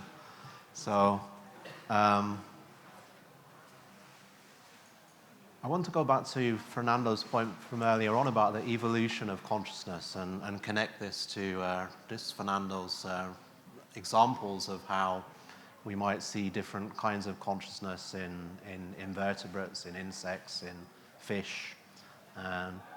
So what is the value of having an evolutionary perspective on consciousness? And might that help us to answer this question of the function of consciousness?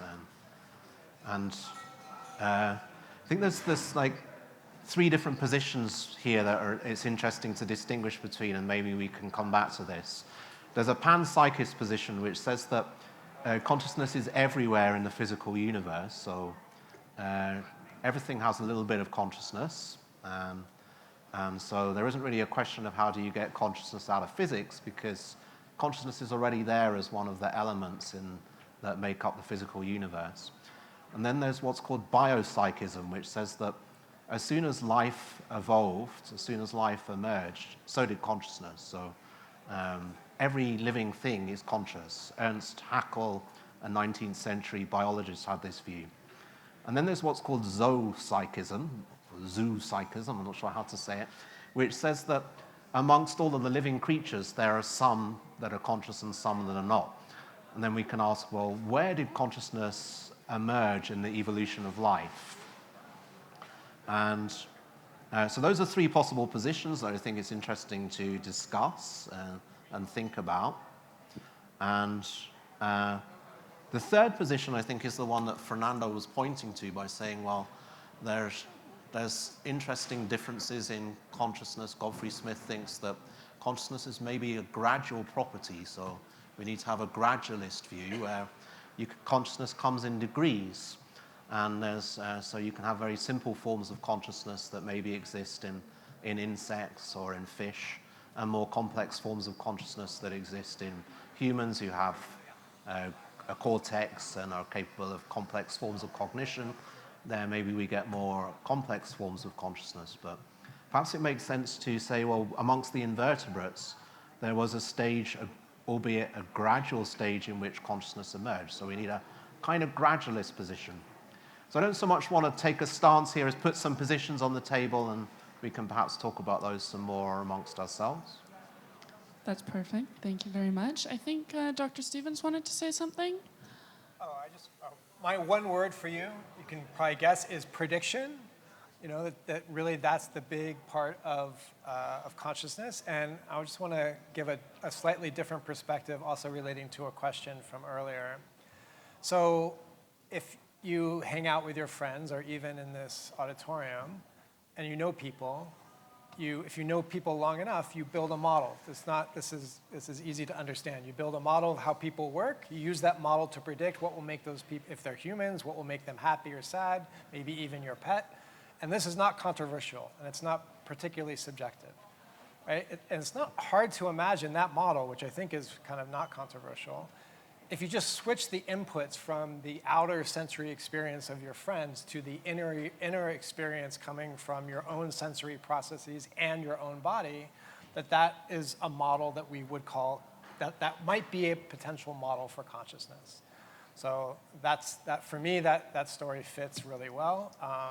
I think it's really interesting to ask how we would look across the living kingdom, but also maybe how we would design computational experiments that would have these elements in them and evolve. Could we evolve these predictive elements in an artificial system? I think that's also very interesting and another way for us to get a handle on things. Dr. Nikolic? So I would like to add, we must not forget that we still don't know how the brain works. Right? And it's probably impossible to understand consciousness without understanding how the brain works, on one side. On the other side, one day when we understand how the brain works, the question is, will the consciousness then be pretty much obvious? I think it will. And I think these two things are tightly connected. And this is better, so I think these two things are tightly connected. So it may even happen that somebody researches the brain, ignoring consciousness completely, but figures out how the brain really works. And then whoever is interested in consciousness comes, oh yeah, now I see explanations for this and this and this and this and that, and it's all clear. So these two things we must not forget. And then when at which level of explanation should we be happy for consciousness? I think no explanation is satisfactory if it doesn't cover everything, all the big problems, including the hard problems from consciousness, therefore qualia, phenomenal experiences, including the consciousness of self, and so on. Right? So, and that we can never possibly answer if we don't know how the brain works, how the little nervous system of an insect or works. We still don't know. Do you want to comment on that? Is this working? Yes. So, no, it seems that is working. Yes, yes. So, depending on the definition of what it means to understand how the brain works, I might disagree or not, because I find a very interesting thought experiment. Well, it's true that we don't understand fully how the brain works and we need more data, et cetera, et cetera. But a very interesting counterexample is AI systems. Like if you have AlphaGo, that is this deep neural network that performs better Go than any human, we know how that thing works. We know how it was trained. We know how inputs propagate into outputs. We know every connection. We know how every connection is gated, et cetera, et cetera. We know everything. But at the level of strategies, like the type of strategies that AlphaGo makes, no human understands it. Because if you could predict it, you would be the next Go champion, right? So the fact that that's a very strong example of how understanding the micro level gives you no clue of how the macro level works. And I could see that happening in the brain. You could understand every synapses and still have no idea how the macro system works. But even if we do, let's say, more or less understand other cognitive functions like computational models of long-term memory, it still doesn't explain consciousness, which is the problem with computational functionalism. So on the one hand, you can have all these beautiful mechanistic descriptions, but I think as soon as you start functionalizing things and computationalizing things, then the hard problem really moves to the side, and it stays there. Yeah, I want to share a story. So I was computational functionalism means that everything that matters is just related to the activity of the brain. And I was a believer of that for very long until I found a thought experiment that really blew my mind. And I would like to share it because I find it very helpful. So you have a human having an experience. You measure every activation of the neurons, every one. And you say the activity of the neurons in this pattern is the experience. So then the thought experiment goes, you intervene one neuron, and you cut it from the rest of the brain, and you make it fire in the right way. So all the firing patterns are exactly the same, but the only difference is that you are intervening on one of the neurons, so the reason why it's firing in that way is different. But the firing itself is the same. So the question is the experience of the person the same or not? You can make your own decision. Then, second step, you intervene every neuron of the brain, you make it fire in the right way, the whole sequence of firing. So all the firing patterns are exactly the same, but the reasons of why they are firing are different. So is the experience associated with this brain activity the same or not? You can make your own decision. Third step, you take every neuron, you put it in a different corner of the universe, and you make it the same thing. So you make them fire in the right way, and you say, is any experience associated with that or not? So most people would say, at the last point, there is no experience because the neurons are completely unrelated to each other. And at some point, the experience was disturbed. So at what point did it happen? And for me, the only answer is as soon as you intervene the first neuron. So for consciousness, what matters is not only the firing, but also the reason of why it fired. So the causal wiring of this. How's that consistent with the ability to instill, for example, a fearful memory in a mouse with optogenetics, which has been done?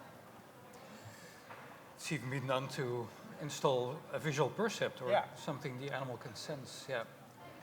And how do you think the network would be able to know what the reason is behind the firing? These neurons are pretty ignorant, right?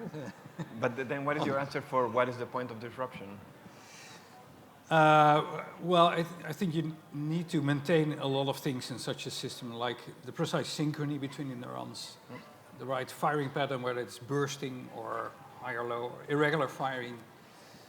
And so normally that's taken care of by all the synaptic connectivity in the network. If that is disrupted, then you need an awfully good supercomputer who takes care of all the timing. But if it could be done, and then you would still have to validate by other criteria, like produce some kind of behavior that would convince us that it's conscious. But it would not be impossible in principle, I think. It's a nice thought experiment. Yeah. I also like the thought experiment a lot. Sorry, do you want to go first? No, sure. So going back to predictive processing, you can imagine that the firing of the neurons is like this top-down generating of a controlled hallucination, as it's often talked about, a best guess about what's going on out in the world.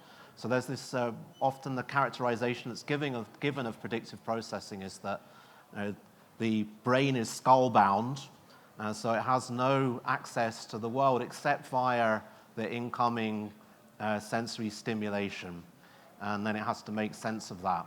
So if that perspective is right, then the sequence of firings of neurons should be the generation from the inside of the conscious experience, and that on its own should be sufficient.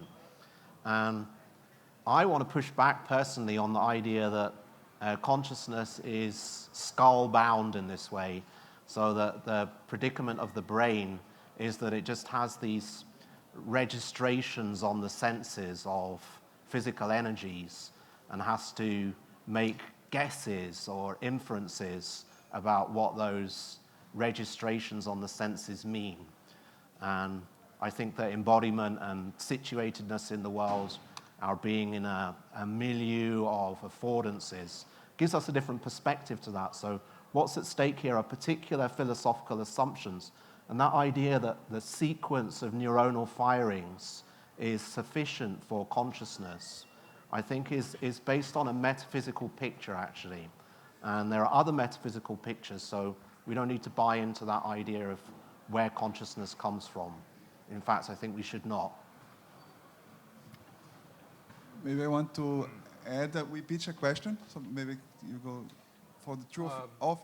Oh, well, no, not to steal the word from you, but I do want to say, of course, we deal with locked-in patients who cannot actively interfere with the world, often can hear things. How do we know? Well, there's often evidence after recovery. We also know of Amelia patients who are born without limbs, and yet they still have sensations in those limbs, which they never had. Yes. Yeah. So hard to interact with the world that way. I'm not saying that interaction with the world is not important. It's, for normal, healthy people, very important to do this and learn and train the sensory systems. But there is a world of clinical neuroscience where the interaction with the world is not possible, even when patients are still conscious.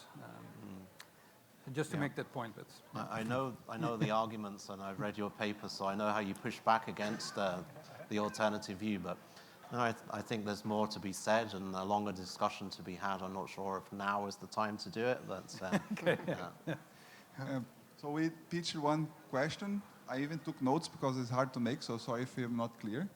I think it's nice to have a philosopher in a science park, but if you come to science park, it's also tough because, let's say, philosophy is not majority. So then my main question is mainly addressed to you, but to all of you, is that you come with nice arguments that maybe it's actually not necessarily related to physics, and what if it's not possible to predict consciousness or describe with physics?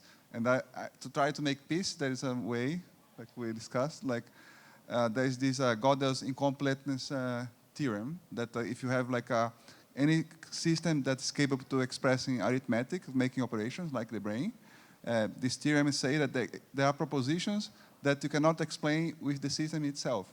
So, and then that could be a peacemaker, like, oh, can then we make it sense that if I use Gödel's theorem, I could have consciousness that cannot be explainable or even quantifiable because of this theorem. Or I'm not sure I was clear in the question, but you can also clarify, define better what this theorem about, or what this relates to perspectives on consciousness being from physics to philosophy or from philosophy to physics. I don't know if it was clear, but it's a hard question. I'd like to take a shot on this question because I thought about it a lot. And so my conclusion is, yeah, of course, there's probably infinitely many things human brain cannot understand. And for example, it could be also that consciousness is one that we cannot understand. Right? And we also discussed here the possibility that we don't even really properly understand everything that's going in deep learning networks, and yet they generate results. However, there's one interesting insight I'd had. My idea is that if we can ask a question, then we can understand the answer, right? So we cannot understand things that we cannot come up with a question about. But as soon as we can come up with a question implies alternative answers. And we are basically asking which of these alternative answers that I had in my mind that actually formulated the question is correct. And then if somebody can tell me, like say somebody who knows more than me, tell me like this one, I have answer to my question. So I understand at that level, at the level of question, right? And we do ask lots of questions about consciousness, including today, lots of questions have been asked. If somebody would come here and gives us answers to our questions, we would understand these answers. At that level, that's the level we would understand. So, yeah, we can understand much more than we understand right now, and we will never understand everything, every detail, like we don't understand also deep learning in every detail. Maybe if I can push slightly on that, following this idea and going back, for example, with the example with AlphaGo, I can, for example, pose the question that I don't know how it works. I don't know how AlphaGo is able to beat the world champion. So my question is very well defined. How did they do it? How did they win? I don't know if anybody can give me an answer about how this happened. How was AlphaGo able to come up with a good strategy? Because this is happening at the level of emergent behavior from very simple rules that we understand, but the overall dynamics of the strategy is something beyond my understanding. So in that sense, are there questions that we are able to throw that for which we cannot understand the answers? So my idea is that there must have been something inside your brain that made you ask these questions. Like at least two ideas had to compete. So if somebody can hit back and tell you, like, give you a hint which of these two ideas is going in the righter direction, you would have an aha effect. Okay, now I understand a little better. Not completely, right? But if you, yeah, that's the idea. I hope this helps. I believe Dr. Pennartz had To come back to your point about Gödel, right? I like it a lot because for two reasons. One is he points to the limitations of formal logic, which is very important. We have to be aware that the mind could use other things for cognition or consciousness. For instance, not reason in terms of yes, no, Boolean or other partitions, but rather, for instance, like Wittgenstein talked about family resemblance. It's the way we recognize dogs. It's not by a single feature or so, but by a whole group of features that make you decide whether the animal is a dog or not. And the other thing is that formal logic doesn't necessarily incorporate real-world knowledge. So you could say Socrates fits in the raincoat goes into my bicycle bag, so Socrates will fit in the bicycle bag. That's like typically lacking real-world knowledge or sensory information. The other thing to, like your reference to Gödel, is the Gödel numbers, which in a way already point to a mathematically formalized way to go from the numerical level to a level with another meaning, namely to say, well, this what the theorem states here is not true or cannot be proven. So I think that's a beautiful example of multi-level thinking. Yeah, superb. Yeah. Yes, I think there was maybe a little bit of a misunderstanding when I objected to physicalism. I didn't mean to say that there's no explanation possible of consciousness, but that the explanation is not going to come from physics. Yeah, so not all good scientific explanations need to be grounded in physics-based tools. And I recognize that's probably very controversial for many people at Science Park, but I have reasons which I think are scientific for saying that, and they concern initially how did life emerge from the primordial soup. So when we look at the probabilities for the emergence of a sessile organism, then I think we're looking at something that depends on physics, but that in order for the right kind of order to emerge for life, there has to be some other kinds of principles at work, principles of biology. So what's at stake here is how does biology relate to chemistry and physics? And I want to argue for a non-reductionist picture, that there's something about our explanation of the organizational properties of biological systems which makes them different from non-biological physical or chemical systems. That's to do with the emergence of order. I don't think there's anything mysterious about how order emerged in living systems. On the contrary, but I think what is required to answer that question is a biological explanation, not a physics or a chemistry-based explanation. So do I then need to say, well, there's limits to what we can explain because of Gödel's theorem? Well, very possibly. I don't want to deny that. But I don't think that necessarily is relevant to whether we're going to be able to explain consciousness or not. Because I don't think the explanation for consciousness comes from physics. I think it comes from biology. Dr. Stevens, do you have thoughts on that? I I was trying to figure out how to formulate them. So I think I can speak for some segment of physics. I don't think physicists would try to, for example, predict a giraffe. That seems hard and probably not the right thing to predict. But I think natural selection, evolution, fits within a broader sort of predictable framework in which we can understand how such a thing as a giraffe could come about without actually predicting that particular species or that particular animal. And that reminded me of your question about, or your statement about AlphaGo. So we know how AlphaGo works. We don't know, it's deep reinforcement learning. We just don't know the particular strategy that comes out of it. In the same way that we know how evolution works, we just can't predict a giraffe. And I'm comfortable with that. So maybe consciousness, if we had the right principle, it's prediction. If we had the right principle, it could emerge in the same way that a giraffe emerges from natural selection. And that would satisfy me as a physicist. There's still a principle at stake, but we're not focused on explaining that particular instantiation of it. I would be okay with that. And that would satisfy me as a neuroscientist as well. It would not. It would. It would satisfy me. But I think it's revealing that what you turned to, Greg, was natural selection to account for life, whereas the question that I'm asking is one about how it came to be that living systems as ordered systems emerged out of the primordial soup. So that's a different question from the one that natural selection might be used to answer.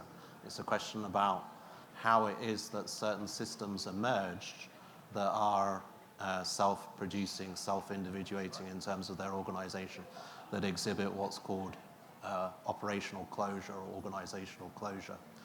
And the probability of that is, in terms of the physical interactions, is so small that the argument that Stuart Kaufman gives is then that you need to look outside of physics or beyond physics for an explanation of the emergence of ordered living systems. So he's pointing to something that is beyond the modern synthesis in evolutionary biology, where we put together genetics and natural selection, and then we appeal to that as our framework for understanding living organisms. For Kaufman, we need to have something else in our picture of biology that is outside of the modern synthesis. And there's a lot of other biologists who are thinking along similar lines. So look at evolutionary developmental biology, for instance, for similar kinds of arguments, where the notion of biological systems as agents is one that's gaining a lot of traction. There's a lot of evidence for looking for principles that go beyond the modern synthesis. So that's what's happening in biology. I think that's extremely interesting, and that's what I think we should be looking at also for understanding consciousness. Dr. Rosas, you wanted to say something earlier? Yeah, I can add a few thoughts. One is about Gödel and biological self-organization. So I've been involved in a bit of a crazy research, but I think it's fun, so I would like to share it. That, as you all know, the Gödel story is that when you have a system that is big enough, then you have some incomplete statements that you cannot find the answer.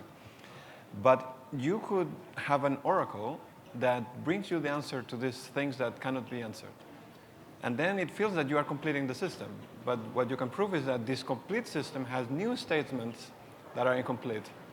And then you can complete this second system, and then you get a third system that is bigger, that has other problems. So then you can keep completing, and then you have an increased systems that are growing and growing. So, and going back to Kaufman, Stuart Kaufman has this idea that in biological evolution, you start expanding your phase space. Your space of possibilities grow. Like after some time, there are options that were not there before, and now they are there. And one interesting, a bit crazy idea is that maybe there is something about Gödel and Kaufman in the sense that you have this system and somehow is becoming complete, and by becoming complete there are these extra possibilities that are incomplete, and then something completes it, and then there is extra possibilities. So you have a growth of computational expressive power, and that could be related with the growth of biological organization. I mean, it's a bit of a crazy idea, but I find it is the only principle I have seen on how to explain this growth of possibilities through history. That's one thing. And the other thing I want to mention, going a bit back to physicalism versus non-physicalism, like panpsychism has this very bad reputation, which I don't think is unjustified. I think that there is, because the point is, I don't think you can prove it's wrong, is logically inconsistent or anything, but the question is it at that end or not? And some versions of panpsychism where everything is conscious, like, okay, sure, but so what? But I think there are other versions of panpsychism that are a bit more subtle, that might be a bit more interesting to explore, in which you can say an electron might be conscious, but there are degrees, and maybe the degree to which an electron is conscious is less than a human in coma. So then, is it conscious? Like, in one way you would say no, but you're just putting a continuum that might be helpful in order to bridge things that otherwise, where is consciousness coming from? And how would you test it then? If I could interject in the conversation. So now that you're measuring, then you're mentioning this continuum of different states of consciousness. What would be the role of psychedelics, for example, as a measure of studying of different states that are not this one? Okay. So I don't see the connection. So, like, you're saying how stuff can be conscious at different levels. So that would mean that there's different ways of being conscious, right? And if we were to explore human consciousness from a perspective of having it being a spectra, how would psychedelics play a role in this like definition of a spectra? Okay, I feel that question goes a bit in a different direction, but I can go to it. So as I was saying before, I believe that there are these different dimensions of being conscious, and they're not completely, you cannot order them. And there is a bunch of states that are called altered state of consciousness, that they are just different from our normal wakeful conscious. And some of them can be induced chemically. And I think by introducing some chemistry in your body, you can generate these states that are a bit different from the normal ones.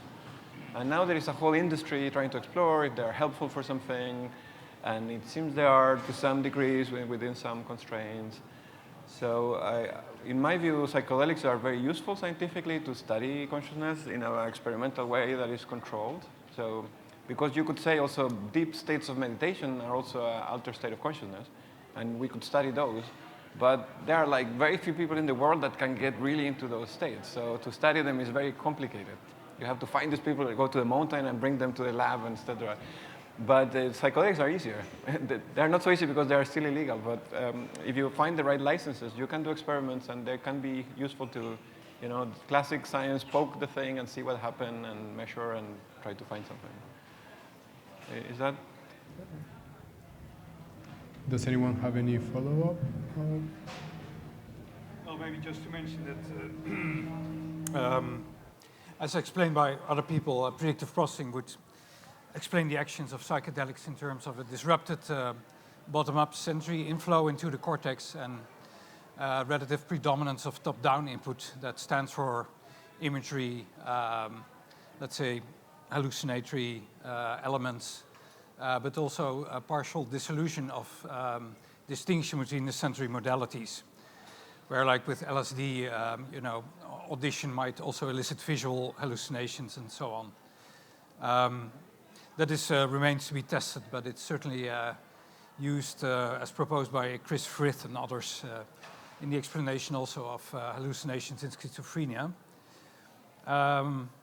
Going back to panpsychism, still want to mention this untestability of when we talk about can electrons be conscious.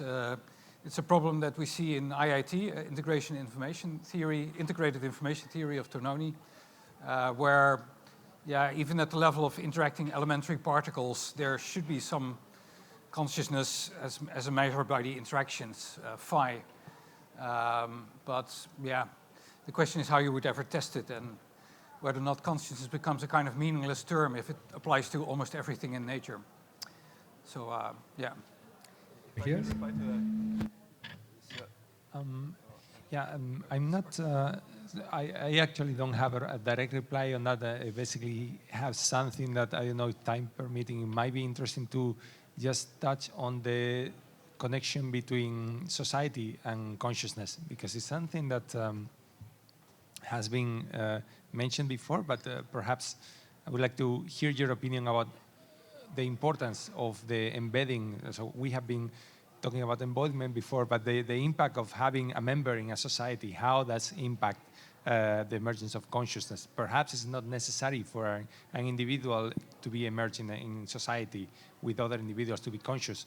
But if we are talking about the consciousness to be some kind of grading or multidimensional, then we could ask, for example, if a single person or a single individual on a planet, isolated, in Mars, for example, experience the same level of consciousness as a normal person here, surrounded by loved ones and experiencing all sorts of situations that provide new experiences for it. So what is the interaction between consciousness as we experience it, and of course via the ideas like theory of mind, and society?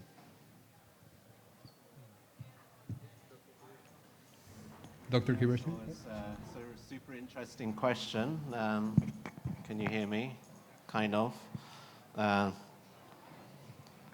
So I think for metacognition, for instance, which is a kind of consciousness, a kind of self-consciousness, there's a way in which we can explain the origins of metacognition, the evolution of metacognition, by thinking about its social functions. So metacognition is thinking about thinking, or requires a meta-representational capacities. And some theories of consciousness think that metacognition is necessary for the emergence of human consciousness, and I think it's necessary for the emergence of a certain kind of human consciousness or self-awareness, where we're able to use the perspective of other people to understand ourselves. So there's a connection here to what's called theory of mind, that these capacities maybe are shared capacities, and I think there's some evidence that the neural circuits that are involved in metacognition in theory of mind overlap, and those circuits are also involved in mental time travel, so the capacity to remember your past or to plan for the future. So these are all overlapping circuits.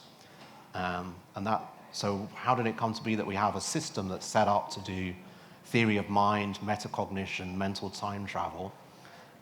It's a kind of simulation that's involved there, so that's interesting. And where does that simulation come from? Well, Chris Frith, for instance, thinks it has a social function. So it's because we live in groups, we have to cooperate with each other, but also compete with each other, that we might have developed these kinds of capacities that allow us to both think about ourselves through time and also think about other people.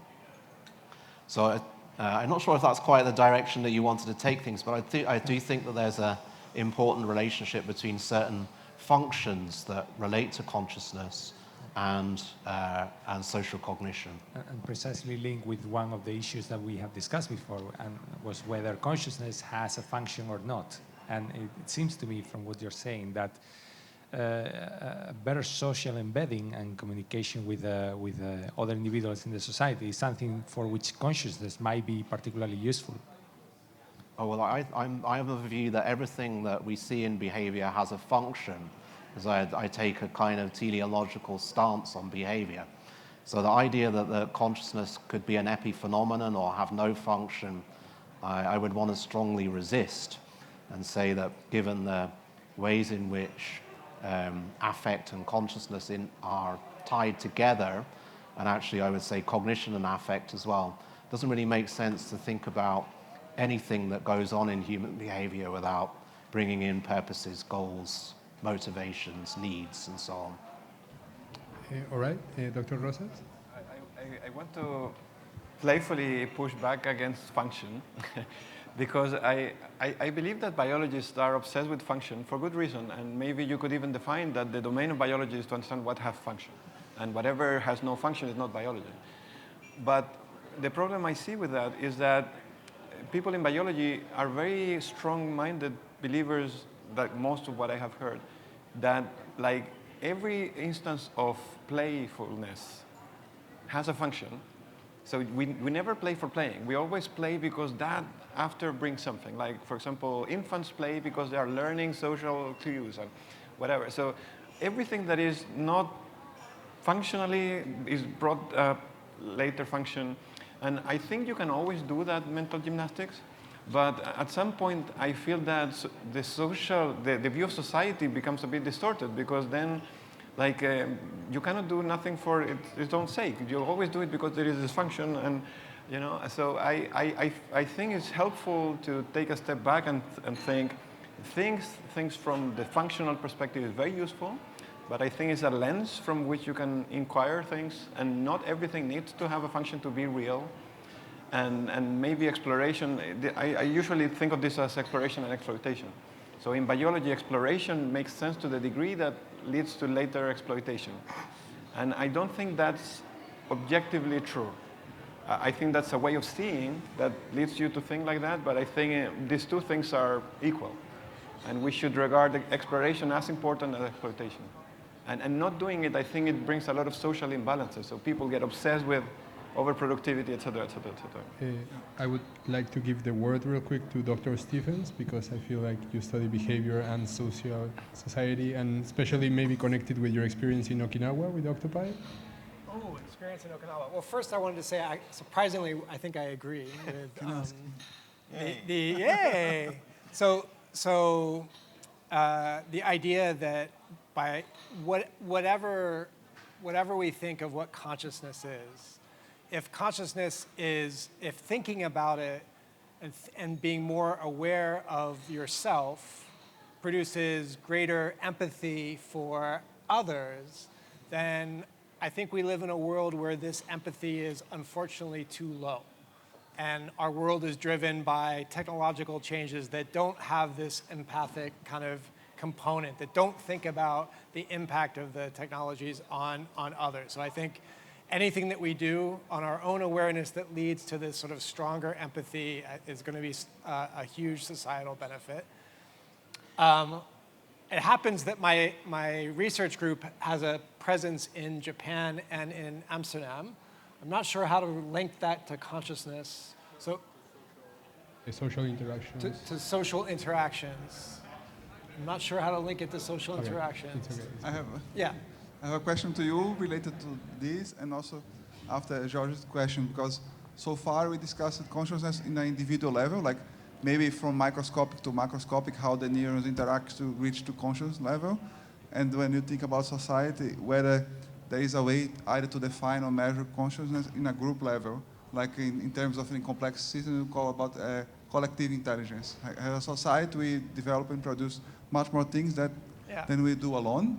Like we make miracle things, like AI is not made by one person, but society, where the definitions of consciousness could be translated to a group level, and how, with an idea, I don't know, it's to everyone. I think there are these there are really interesting questions. There are even, from my domain, physicists thinking about how cities function. And cities have this beautiful emergent properties. I don't know if you know that if you look at, say, how much wealth a city produces, it goes faster, it rises faster than the number of people in the city. So the more people you have, the more wealth per person you have. There's a synergistic effect by having more people, and maybe the same thing happens in some animal communities like ants. So that's really interesting. It's clearly emergent. Not sure how to connect it to consciousness, but it's this kind of emergent collective good, and I think we benefit from, we have tools to think about that now quantitatively, and that's very interesting.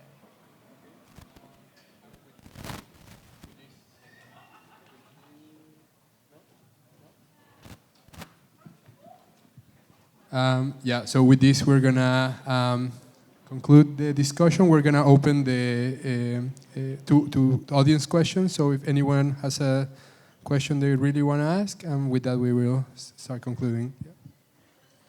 So this is actually a follow-up question on your question or well, I don't know if it's a question, it's more of a point, I think. Because in general, we've been talking about human understanding and cognitive understanding as a computational system. This is why I felt like you also felt the need to apply it to Gödel's incompleteness theorem. For this point, without offense, I do want to say that I feel like Dr. Rosas had a false interpretation of Gödel's theorem, because he says it's unproven. He doesn't say that elements can be taken as other variables. It's just an unproven statement. So if you were to prove that statement, then you do prove the statement, and then, you know, and furthermore, in the system, it's also that we use arithmetics to actually solve or show that arithmetics is incomplete, exactly because of the Gödel numbers. But then what I wanted to point at is that I think it's faulty to say that we can use our cognitive understanding as a computational system, because when we look at computational systems and we apply certain formulas, such as, for example, the halting problem, or things as this sentence is a lie, and we try to analyze them in a computer system, we don't necessarily have a problem. The system can go in an infinite chain, run the analysis infinitely, but the contradiction wouldn't necessarily be found. But when we look at it from a cognitive perspective, or when we think of it like from our understanding, we can see that there are, in the definition of the sentences that we create, that there can be contradictions. So this to me kind of shows that human cognition is on a higher function than any other computational system. It can ascribe meaning to computational systems. I think it's this meta point of a computational system, and I would really appreciate what you guys, your opinions on this, because I think it's been touched upon by everyone, every person that's been speaking so far. I think it's a very good point. It's been pointed out also by philosophers after Gödel, like Wittgenstein, that people can make sensible but contradictory statements. Like somebody could say, I love him, but I don't love him. Or, you know, it's a sort of contextual statement to indicate doubt or hesitation or multiple factors. So we don't find that nonsense, whereas it wouldn't fly in logic.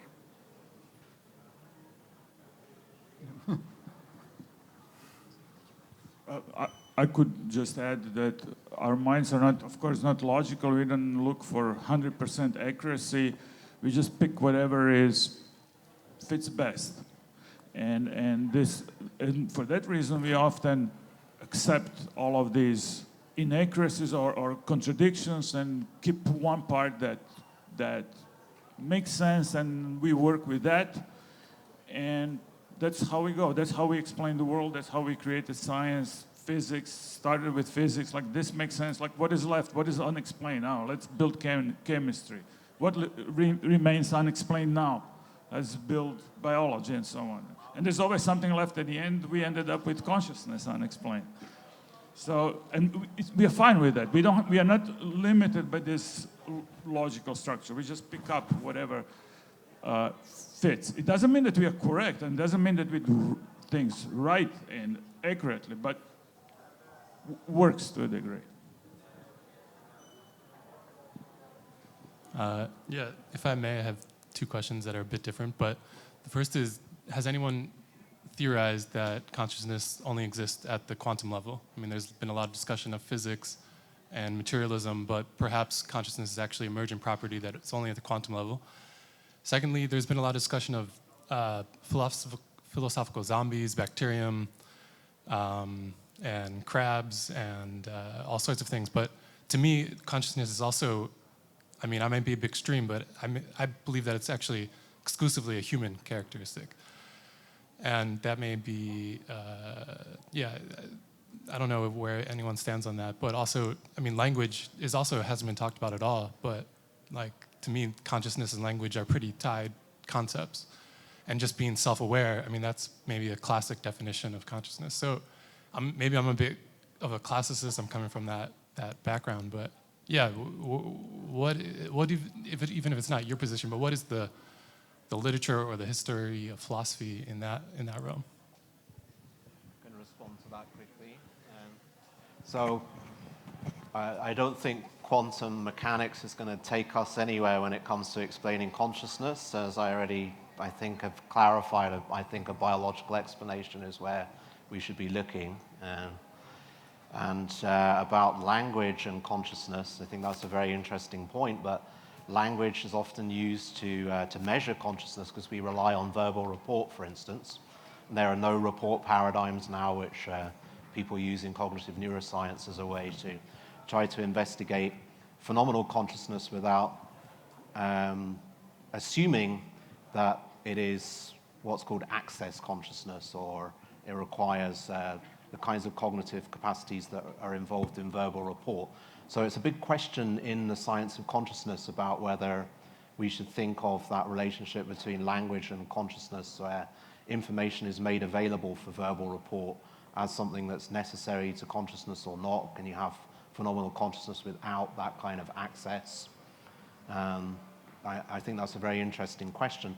For me, the linguistic layers that are involved in consciousness are to do with cognition, and I think there are more basic forms of consciousness, sentience, which are tied to things which we share with other animals, even insects. So for me, we should be thinking about the connection between emotion, affect, and consciousness, and that doesn't require us to go via verbal report.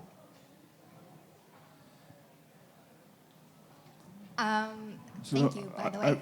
I'd make quickly comment on quantum mechanics. I think the answer would be similar to your answer to panpsychism, and that's that doesn't explain much, right? So if you would accept it, yeah, it's the same as quantum mechanics. So what? The same question you asked. Yeah, and the whole, the fact that in an electrolytic medium like the brain, it's very hard to maintain isolated quantum states. And if they break down, to restore something again. So maybe you refer to Penrose's theory and Hameroff, the microtubules. Biologists don't think of that as promising at all because of this isolation problem. With the animals, it's interesting you mentioned language. But we do think that, like, patients with global aphasia are still conscious. They cannot speak anymore.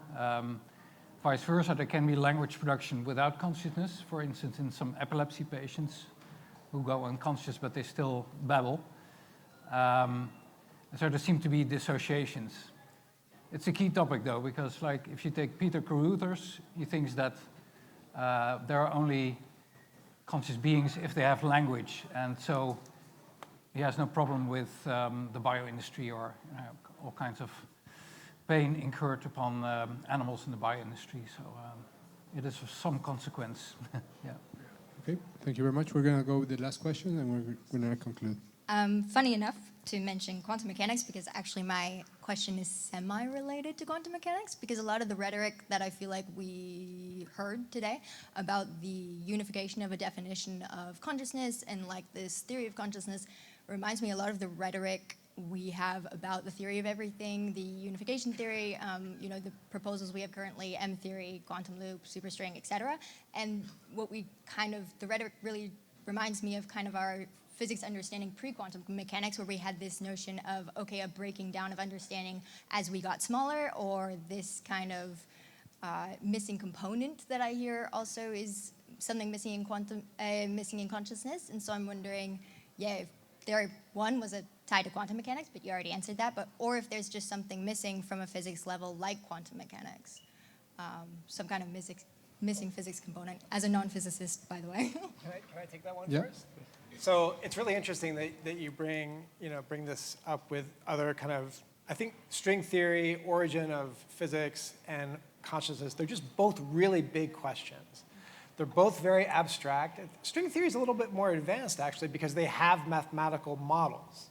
They just don't know that any of them are real. That's their problem. For us, thinking about consciousness, there is no mathematical model either, and we don't know what's real. So it's a worse problem in that sense. But I think you're right in that it relates to something that we clearly know, but we don't know. We know it's there, but we don't know what to do about it. And I think that's a nice tension to be in.